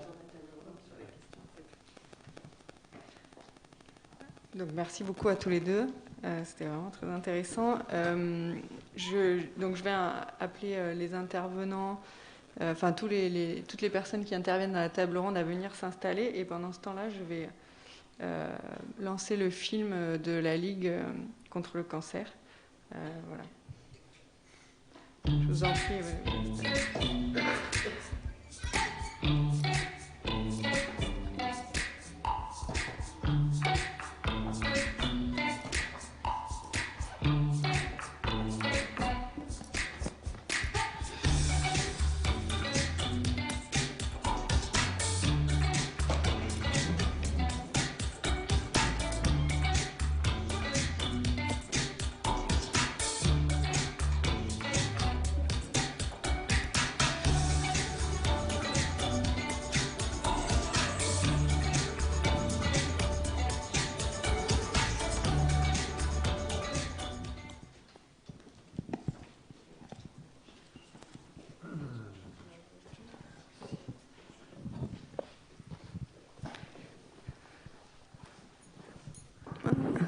Oui, ça marche. Donc, merci à tous. Je vais, pour commencer cette table ronde, donner la parole à Patrice Cannon, qui est donc, comme je disais tout à l'heure, psychologue dans le service d'oncologie multidisciplinaire de l'hôpital Nord, qui va pouvoir nous expliquer un peu son travail au quotidien, justement, dans les services d'oncologie. Bonsoir à toutes et tous. Patrice Cannon, je suis psychologue donc à l'hôpital Nord. Je travaille dans un service de cancérologie depuis 10 ans à l'hôpital Nord et j'étais préalablement psychologue de la première équipe mobile de soins palliatifs qui a été créée à la Timone en 2001. Donc ça fait 20 ans que je suis dans ce champ de la cancérologie et on m'a demandé alors d'animer un peu la table ronde, de parler de ma pratique. Donc j'ai écrit un petit texte que je voulais vous faire partager. Et puis après, on fera peut-être un tour de table et on discutera un petit peu de tout cela. J'ai repris le titre, comme je suis très sage. Parle-moi des cancers sur l'entourage familial. Alors c'est intéressant parce que parle-moi, ben moi ça me parle en tant que psychologue parce qu'il y a des mots. Parle-moi, ça passe par la parole. Car le ou les cancers sont des atteintes du corps, mais c'est toujours réactualisé dedans et par la parole. Et on voit bien que la première chose qui se passe quand un patient va attendre le diagnostic, c'est une annonce qui est faite par le médecin. Cette annonce-là passe par la parole. Alors il va falloir se poser la question du poids des mots, de la valeur des mots, et puis du choix des mots aussi, qui nourrissent toujours la relation entre le soignant et le soigné, entre le soigné et le soignant aussi, et puis entre l'entourage et le soignant. En tout cas, on est toujours dans une triangulation, un triptyque entre le soignant, le patient et son entourage. Alors parle-moi, bien sûr, c'est le médecin qui veut que le patient lui parle, mais c'est aussi le patient qui veut que le médecin lui parle ou que les soignants lui parlent. Parle-moi, bien sûr, de tes mots qui se diffusent dans mon être, parce qu'on sait très bien que les mots, on les entend, ça fait chemin à l'intérieur de soi. Et même quelques années plus tard, on a des mots qui reviennent, c'est ce qu'on appelle des réminiscences. Et parce que ces mots-là, ben, ça fait écho et ça peut faire trauma, mais comme ça peut ne pas faire trauma aussi. C'était intéressant dans votre présentation de l'annonce d'un cancer peut être psychotraumatique, mais ça peut ne pas l'être également. C'est-à-dire que le psychotrauma n'est pas, de mon point de vue, quelque chose d'incontournable. En tout cas, je n'entends pas tout ce qui est dit, et ça c'est nos malades qui nous le disent, dans les consultations, dans les interactions, on n'entend pas tout, et c'est peut-être pas le but de tout entendre, on ne comprend pas tout non plus, et c'est peut-être pas le but de tout comprendre. En tout cas, on a besoin d'humains pour faire relation. Et de cette relation-là, il y a un étayage possible qui advient. C'est parce qu'on est ensemble que quelque chose peut se découvrir. Et en fait, ce que nous faisons, mais pas avec une équipe, c'est toujours une équipe qui prend en charge quelqu'un. C'est ensemble, on peut parcourir ce chemin et Il y aura peut-être des obstacles, sûrement, mais en tout cas, on sera là à tous les moments de ce parcours-là. En fait, cet échange possible pour trouver la force, pour trouver de la lumière aussi. Et on sait bien que la lumière, elle est toujours plus étincelante quand il y a de l'obscurité. Et trouver de l'énergie dans ce parcours qui va s'opérer et qui s'ouvre devant le sujet, devant l'entourage. En tout cas, ce qui me paraît important, c'est que chacun va y répondre à sa façon face à cette rencontre du cancer. Et cela est lié toujours, il me semble, à sa propre histoire, qui est toujours singulière et subjective. Alors bien sûr qu'on va, comme dans la première recherche, trouver des facteurs communs de prédictibilité, de vulnérabilité. Dans la deuxième intervention, on va être plus dans du qualitatif. En tout cas, de mon point de vue, dans mon travail, c'est toujours des histoires singulières que je vais entendre. Et ce qui est intéressant, c'est que cette histoire-là, c'est comment elle va être parlée. Et on sait bien que je parle de ce que je vis, mais ce que je vis n'est pas forcément toujours en lien avec une réalité, c'est ma perception de ce que je vis. J'ai la sensation qu'on m'abandonne, alors que quand on interroge la famille ou les soignants, on est hyper présent. C'est une sensation, et cette sensation-là, il faut aussi l'entendre. En tout cas, il y a un ouvrage qui m'a toujours interpellé, c'est celui de Philippe Forest, que je vous invite à lire. Philippe Forest, il a écrit un bouquin, c'est L'Enfant éternel. C'est un écrivain, un intellectuel, qui nous raconte un petit peu l'accompagnement de sa fille qui a un cancer pédiatrique d'ailleurs, et qui est décédée, mais qui nous raconte ce cheminement en tant qu'entourage. Et lui, il nous donne une phrase, alors il y a un bouquin de 400 pages, mais il nous dit « J'ai fait de ma fille un être de papier, j'ai tous les soirs transformé mon bureau en théâtre d'encre, où se jouaient encore ces aventures inventées. » Ce qui montre bien, c'est comment ce père-là, il a pu travailler, il a pu écrire, coucher sur des mots, comme un théâtre, afin de pouvoir élaborer, travailler, et nous dire aussi tout ce qui allait et tout ce qui n'allait pas dans les prises en charge en oncologie. Donc c'est Philippe Forest dans L'Enfant éternel. Rappelons que celle et celui qui est sous le projecteur de l'annonce de la maladie, c'est d'abord le sujet. Et ça, c'est intéressant parce que à l'hôpital, on a le droit du malade. Alors le sujet, le patient, le malade, alors selon sa formation, on ne va pas le nommer de la même façon. Mais en tout cas, tout est centré sur le sujet, atteint de maladie, le malade. C'est comme si le projecteur était là. Et on sait bien qu'à cette consultation-là, qu'est-ce qui s'est passé? Vraisemblablement, le patient consulte parce qu'il y a des symptômes. Alors le symptôme, c'est quoi? C'est que le corps n'est plus dans un silence des organes, mais ça fait du bruit. J'ai mal au ventre, j'ai mal à la gorge, mal quelque part. En tout cas, je vais consulter. Et par rapport à cette symptomatologie, le médecin, c'est un peu Saint Thomas. Lui, il croit ce qu'il voit, et souvent, ça va passer par l'imagerie médicale. Et là, c'est aussi intéressant, parce que je ne sais pas vous, mais moi, mon corps, je pense le connaître mieux que quiconque. Et d'un seul coup, tu as une espèce de machine qui te scanne et qui te dit des choses que tu ignores de toi-même. Ce qui veut dire que le médecin, Aurélien à côté de moi, il va voir et dans ton corps ce que tu ignores de toi-même. Et ça, c'est redoutable parce que c'est le médecin qui détient le savoir et qui va nous dire quelque chose de nous-mêmes que nous ignorons. L'anatomopathologie, bien sûr, pour préciser le diagnostic. Et l'annonce est faite, c'est un cancer. Et cette annonce-là, elle est faite au patient en premier lieu, et avec toutes les modalités qu'on peut avoir. Alors bien sûr, il y a toujours une stratégie thérapeutique, chimiothérapie, hormonothérapie, radiothérapie, je ne sais quoi. On va parler de la personne de confiance, on va parler du livret d'accueil, des directives anticipées, on va parler de plein de thématiques. Et bien sûr, chez le sujet qui entend ça, qui est concerné, on a toujours cette sensation que tout peut s'effondrer, puisque même si je me doutais de ce qui allait être énoncé, une fois que c'est énoncé, c'est plus la même chose.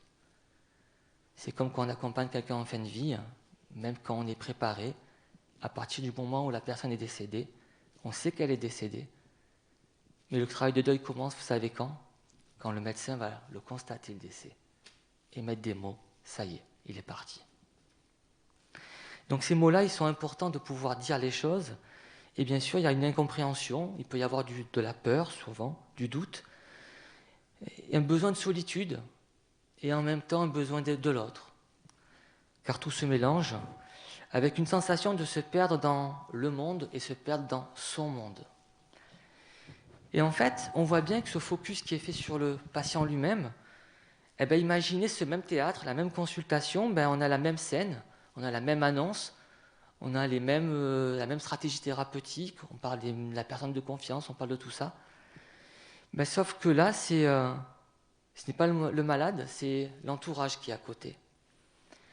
Et donc, à la différence que ce n'est pas moi qui suis malade, c'est lui, c'est elle, c'est mon proche, c'est la personne que j'aime, que j'accompagne, c'est mon enfant, c'est ma mère. Et donc, on voit déjà là qu'il y a un cancer, et même du côté de l'entourage, quelque chose s'effondre, tout se mélange. Il y a de l'incompréhension, de la peur, du doute, comme le malade lui-même, sauf qu'on n'est pas à la même place.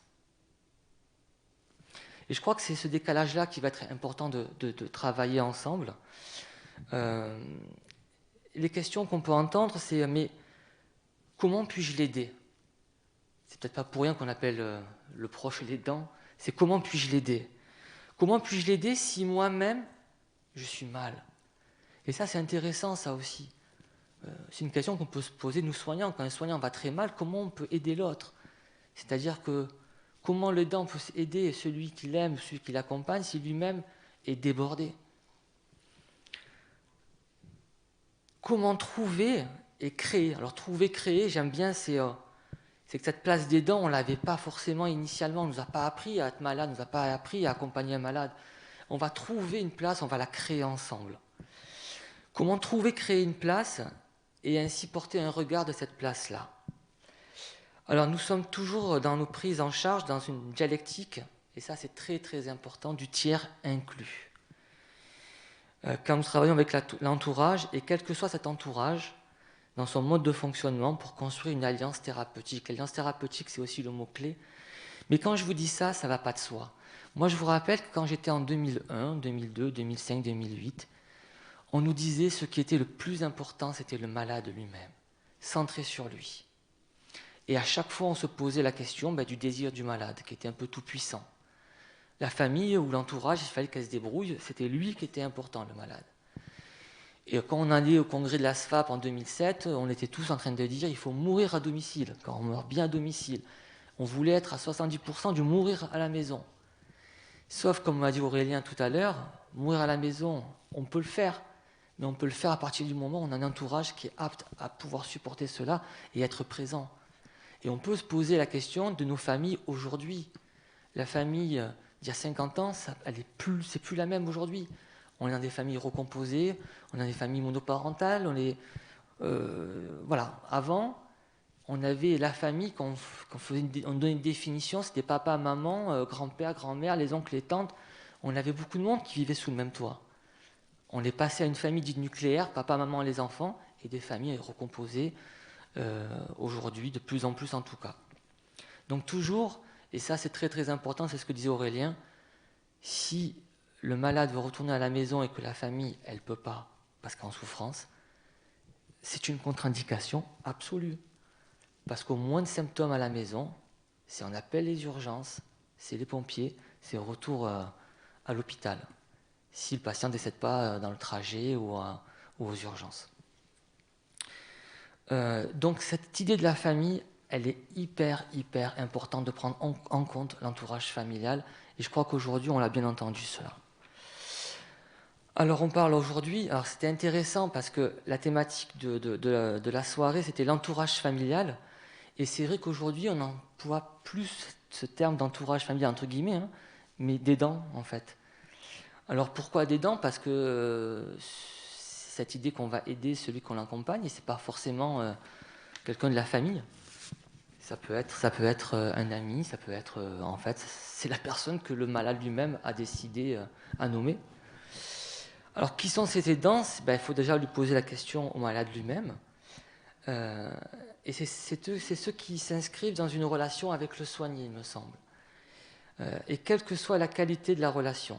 Les plaintes des uns et des autres sont à entendre dans la co-construction du lien. Et ça, c'est aussi important. Vous voulez... D'accord. Parce que je n'avais pas compris que, en fait, chacun allait faire un exposé. Donc, je sais. La question. Ah non, j'avais préparé. Parce que, comme c'est une table ronde, je me permets d'intervenir. D'accord. Excusez-moi.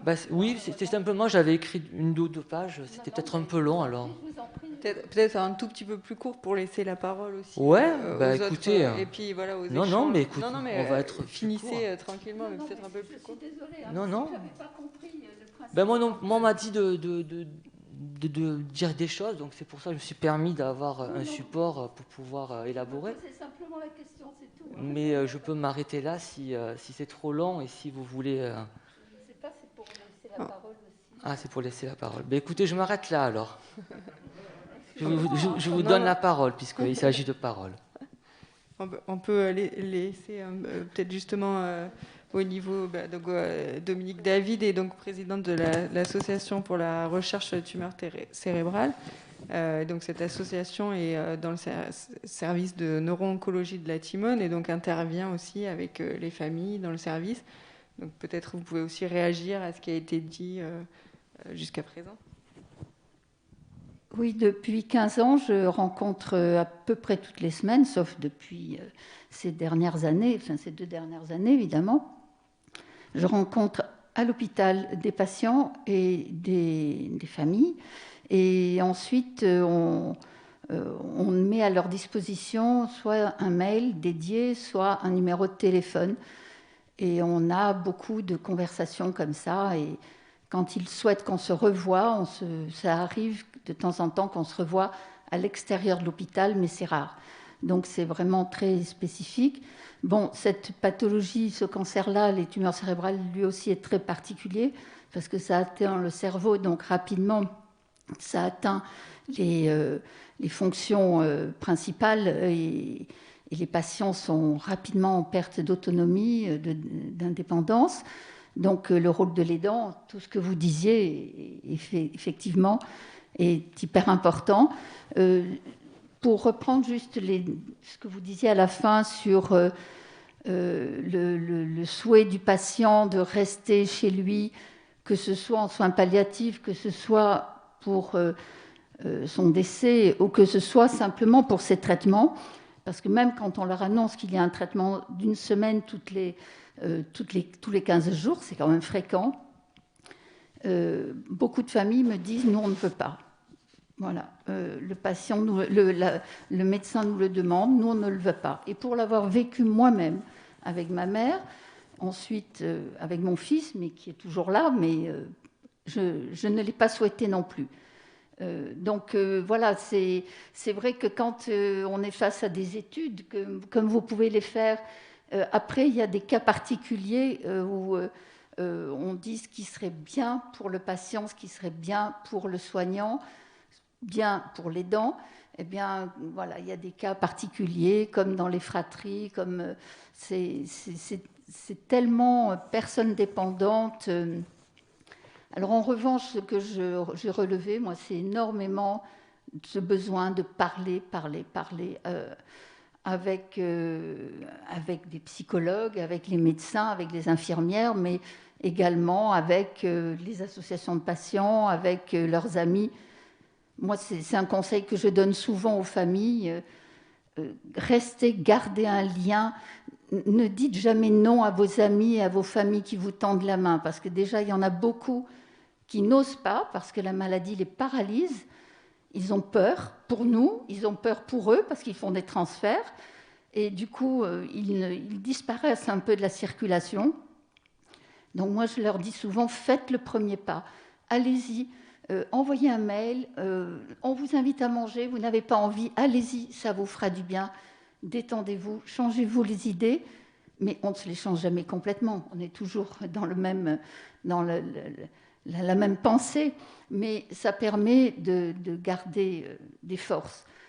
Et ensuite, moi, ce qui m'impressionne aussi toujours, et ça a été dit dans vos travaux, c'est la positivité des patients.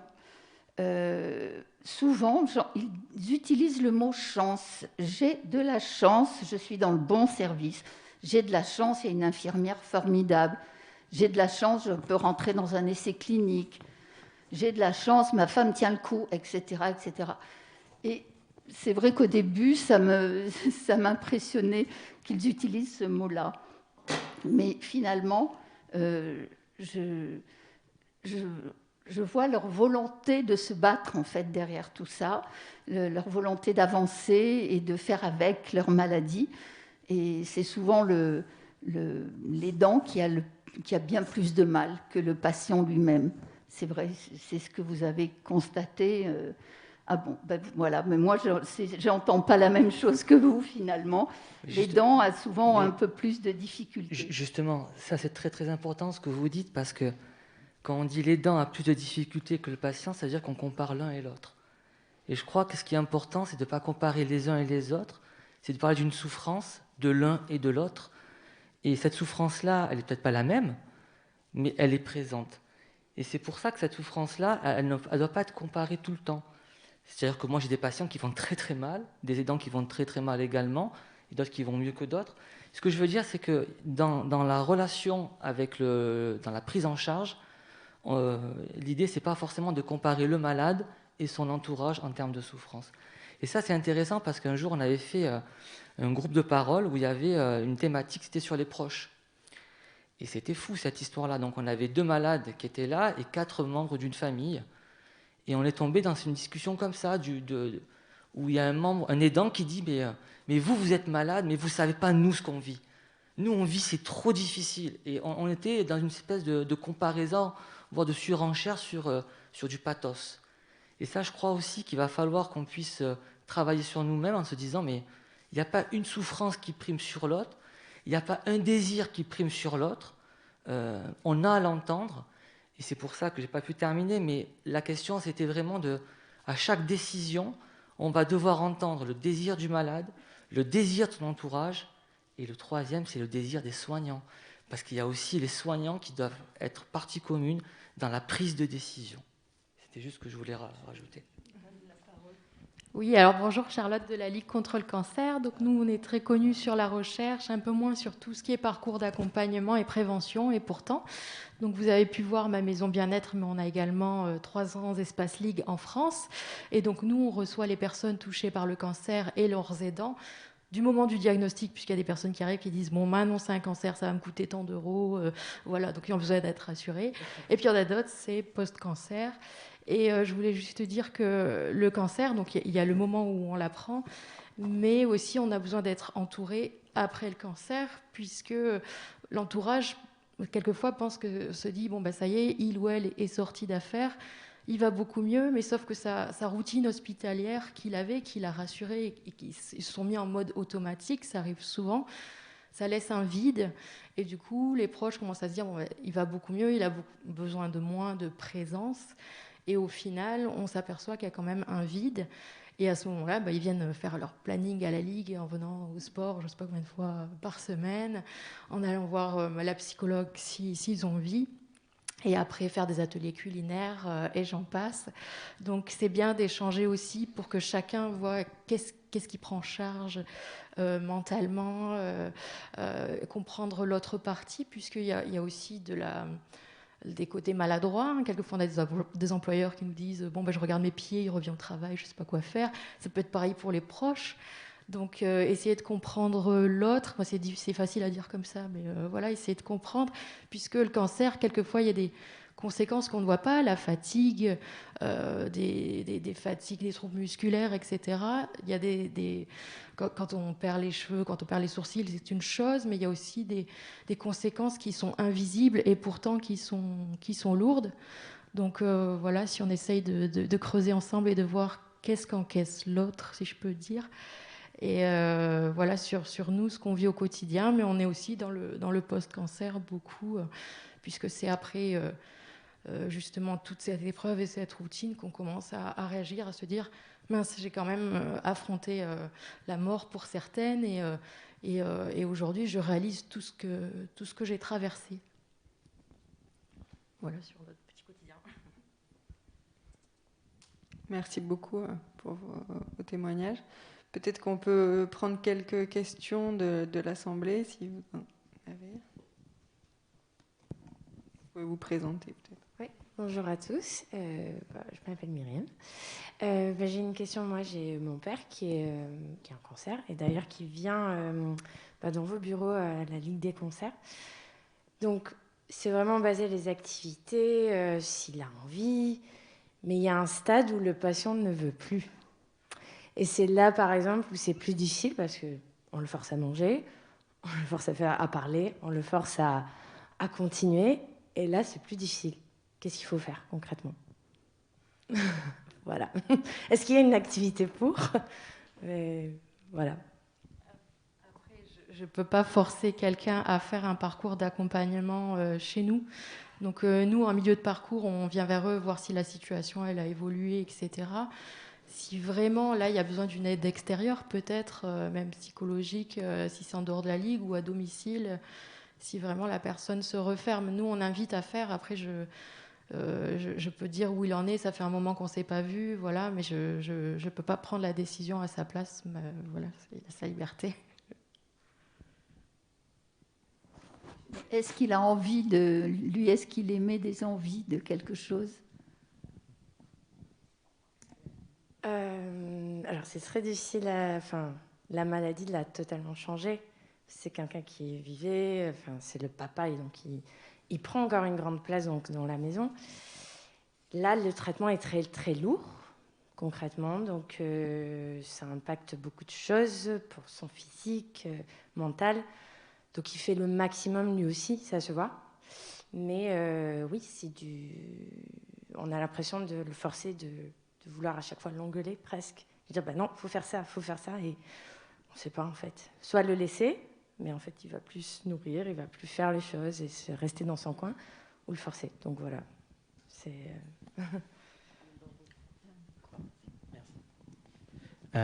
Vous lui avez demandé pourquoi il ne vous voulait plus?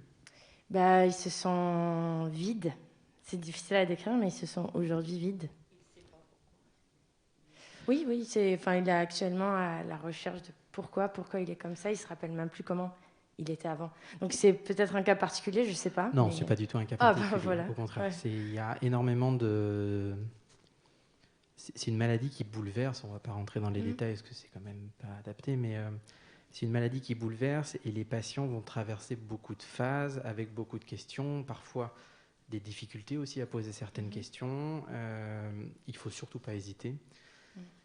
Il y a souvent, et on n'en a pas parlé, un sentiment un peu de culpabilité d'être un poids pour la famille. Oui, totalement.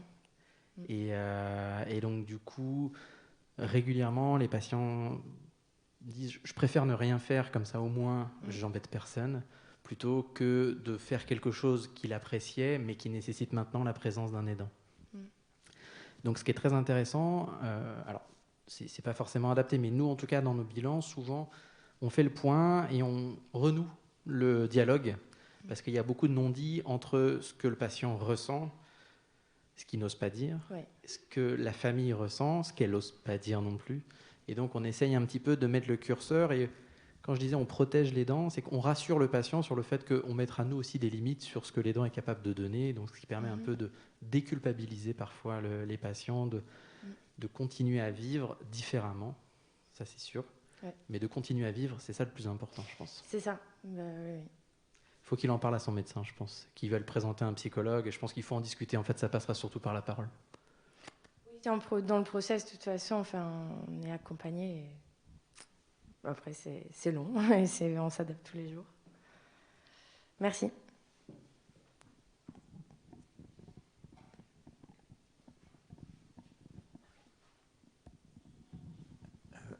Merci pour tous ces témoignages sur le rôle de l'aidant, mais est-ce que la société n'a pas un peu tendance à se décharger sur ces aidants bénévoles? Je suis d'accord qu'il y a la fidélité entre mari et femme, etc., les enfants qui aident, mais qu'est-ce qu'on pourrait faire d'autre? Vers quoi on pourrait évoluer pour que ça se passe mieux, quoi? Oui, certainement. Vous avez tout à fait raison. Et encore plus dans certaines sociétés où le système de soins est moins bien structuré que le nôtre. Je pense particulièrement aux États-Unis où les aidants ont un rôle encore plus important. Je ne pense pas qu'il faille l'enlever complètement. Ce rôle d'aidant, il est important. Je vous ai montré pourquoi. Mais une solution, ça serait certainement de multiplier les aides. Aurélien a parlé des aides financières pour avoir des aides ménagères, par exemple. C'est quand même souvent un parcours du combattant. Souvent, les personnes ont juste un tout petit peu trop de ressources pour pouvoir bénéficier d'une aide ménagère.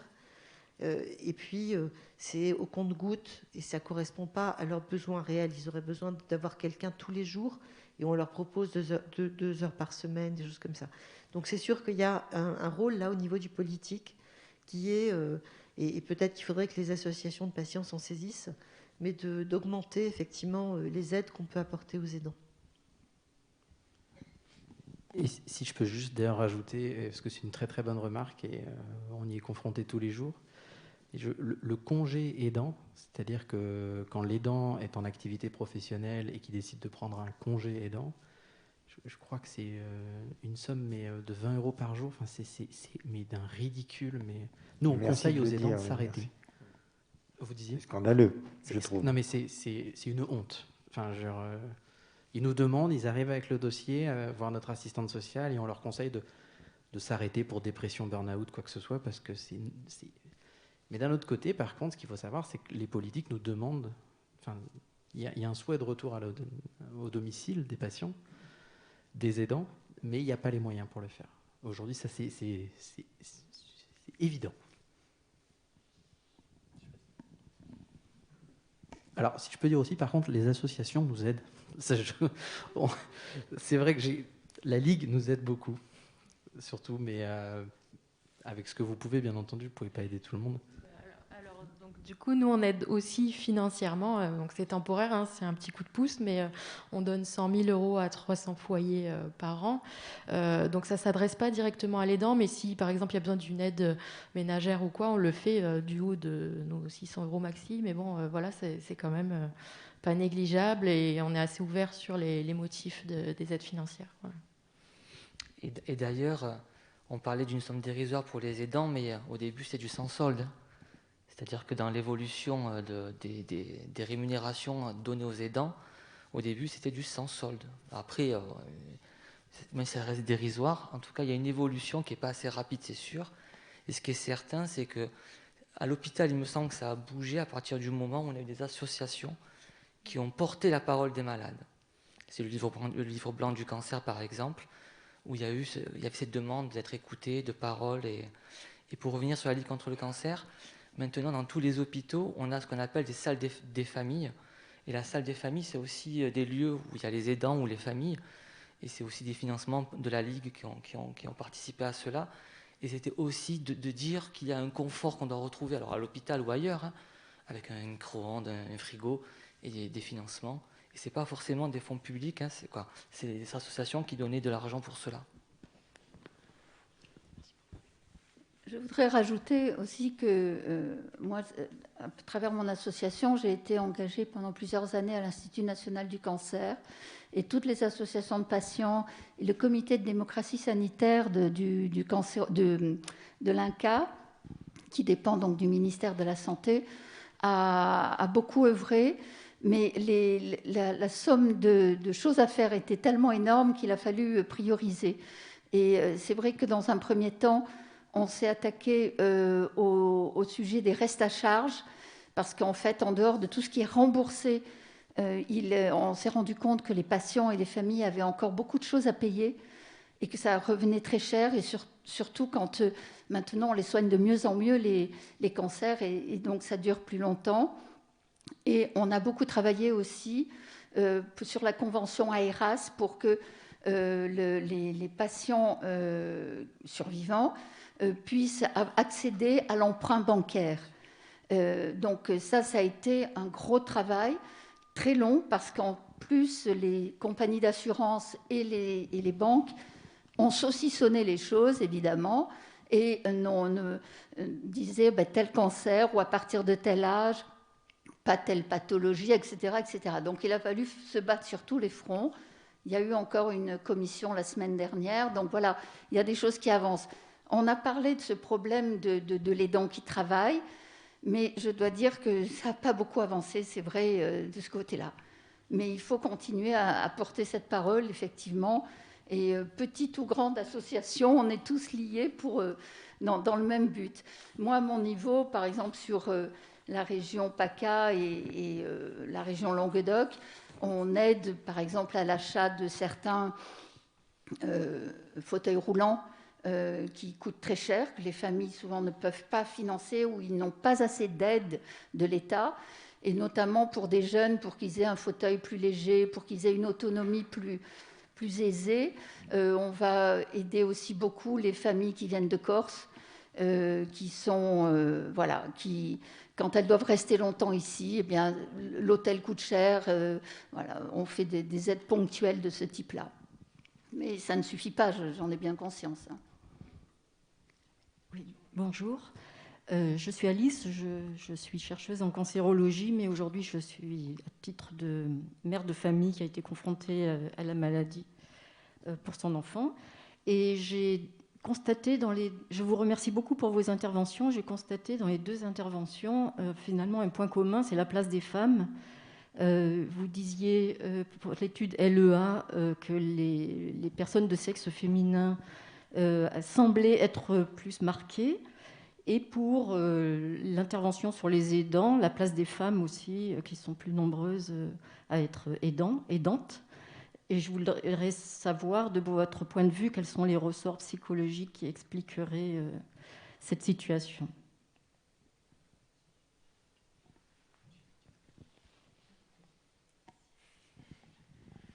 En ce qui nous concerne, c'est vrai que c'est des résultats sur à la fois la fratrie et les parents qu'on a explorés, qu'on a été assez surpris de retrouver. On n'avait pas d'hypothèse forte là-dessus, mais voilà, comme on l'a montré, un constat assez homogène sur le fait que l'on soit une sœur, une mère ou l'entourage d'une patiente aujourd'hui guérie.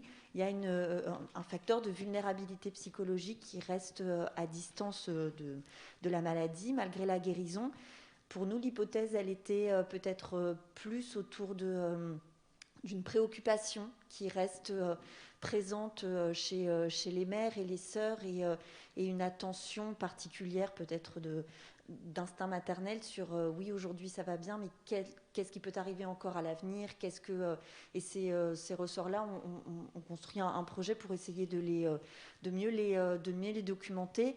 Et de quelle façon est-ce que les parents sont peut-être encore plus attentifs ou prudents auprès des filles? C'est quelque chose que pour l'instant on n'a pas bien compris, ou en tout cas sur lequel on n'a pas de certitude, mais ça nous a interpellés parce que voilà, comme vous l'avez remarqué, c'était assez cohérent dans nos résultats, et c'est vraiment quelque chose sur lequel on veut aller plus loin. Alors, moi, ce que vous avez dit, Alice, là, quels sont les ressorts psychologiques? Là, ça m'a fait tiquer parce que le ressort, il n'est pas psychologique, il est social, il est culturel. Si les femmes sont plus fragiles, sont plus vulnérables, enfin, les mères qui ont accompagné leurs enfants sont à distance plus vulnérables, c'est pas forcément parce qu'elles ont une faiblesse psychologique, c'est simplement parce qu'elles s'investissent beaucoup plus que les pères dans l'accompagnement de leur enfant. Et ça, il y a eu des travaux, enfin, je pense aux travaux d'Agnès Dumas, par exemple, qui ont montré que, effectivement, lorsqu'un enfant est malade, ce sont principalement les mères qui vont venir. Alors, les pères ne sont pas absents du tout, hein, c'est pas ça que je veux dire, mais qui prennent ce rôle automatiquement de venir dormir avec l'enfant, de s'occuper de sa scolarité, etc., etc. Et donc, elles le font aux dépens, forcément, de quelque chose, aux dépens de leur vie professionnelle, parce que la plupart cessent de travailler. Donc, il y a quand même toute cette dimension-là aussi d'accomplissement de soi qui disparaît, qui s'efface lorsque l'enfant est malade. Et puis, il y a aussi cette accumulation qui fait que, au bout d'un moment, elles sont beaucoup plus fatiguées. Ce que vous disiez, là, ce que vous avez montré après, c'est-à-dire qu'à distance, il y a cette espèce de dette qui fait que voilà, elles récupèrent aussi moins bien. Mais donc le fait que ce soit les mères qui s'occupent de l'enfant, c'est pas du tout une question purement psychologique, c'est simplement une question de construction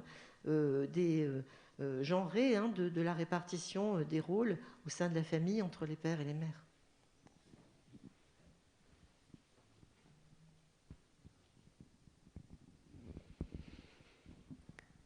Est-ce que vous avez d'autres questions ? Je vois que de toute manière, on arrive à la fin de cet après-midi. Je voulais vraiment remercier les intervenants voilà, d'être venus, d'avoir présenté vos travaux. Donc, merci à tous les 5. C'était vraiment important pour nous. Grand merci aux associations pour être là aujourd'hui, mais pour aussi tout le travail que vous faites au cours du temps, au cours des années. Merci à l'Alcazar qui nous accueille aujourd'hui ici, à l'équipe de coordination du Cancéropole qui est là aussi présente, qui a permis d'organiser cet événement. Et merci à tous d'être venus. Si vous souhaitez être au courant d'autres événements qu'on organise, voilà, n'hésitez pas à nous envoyer un mail. Vous trouvez le mail sur le site du Cancéropole, c'est cancéropole-paca@univ-amu.fr. Enfin, vous avez toutes nos coordonnées sur le site, on est sur les réseaux sociaux. Voilà, n'hésitez pas aussi à diffuser l'information autour de vous. Et puis, je vous souhaite une bonne soirée et une bonne fin de week-end. Au revoir.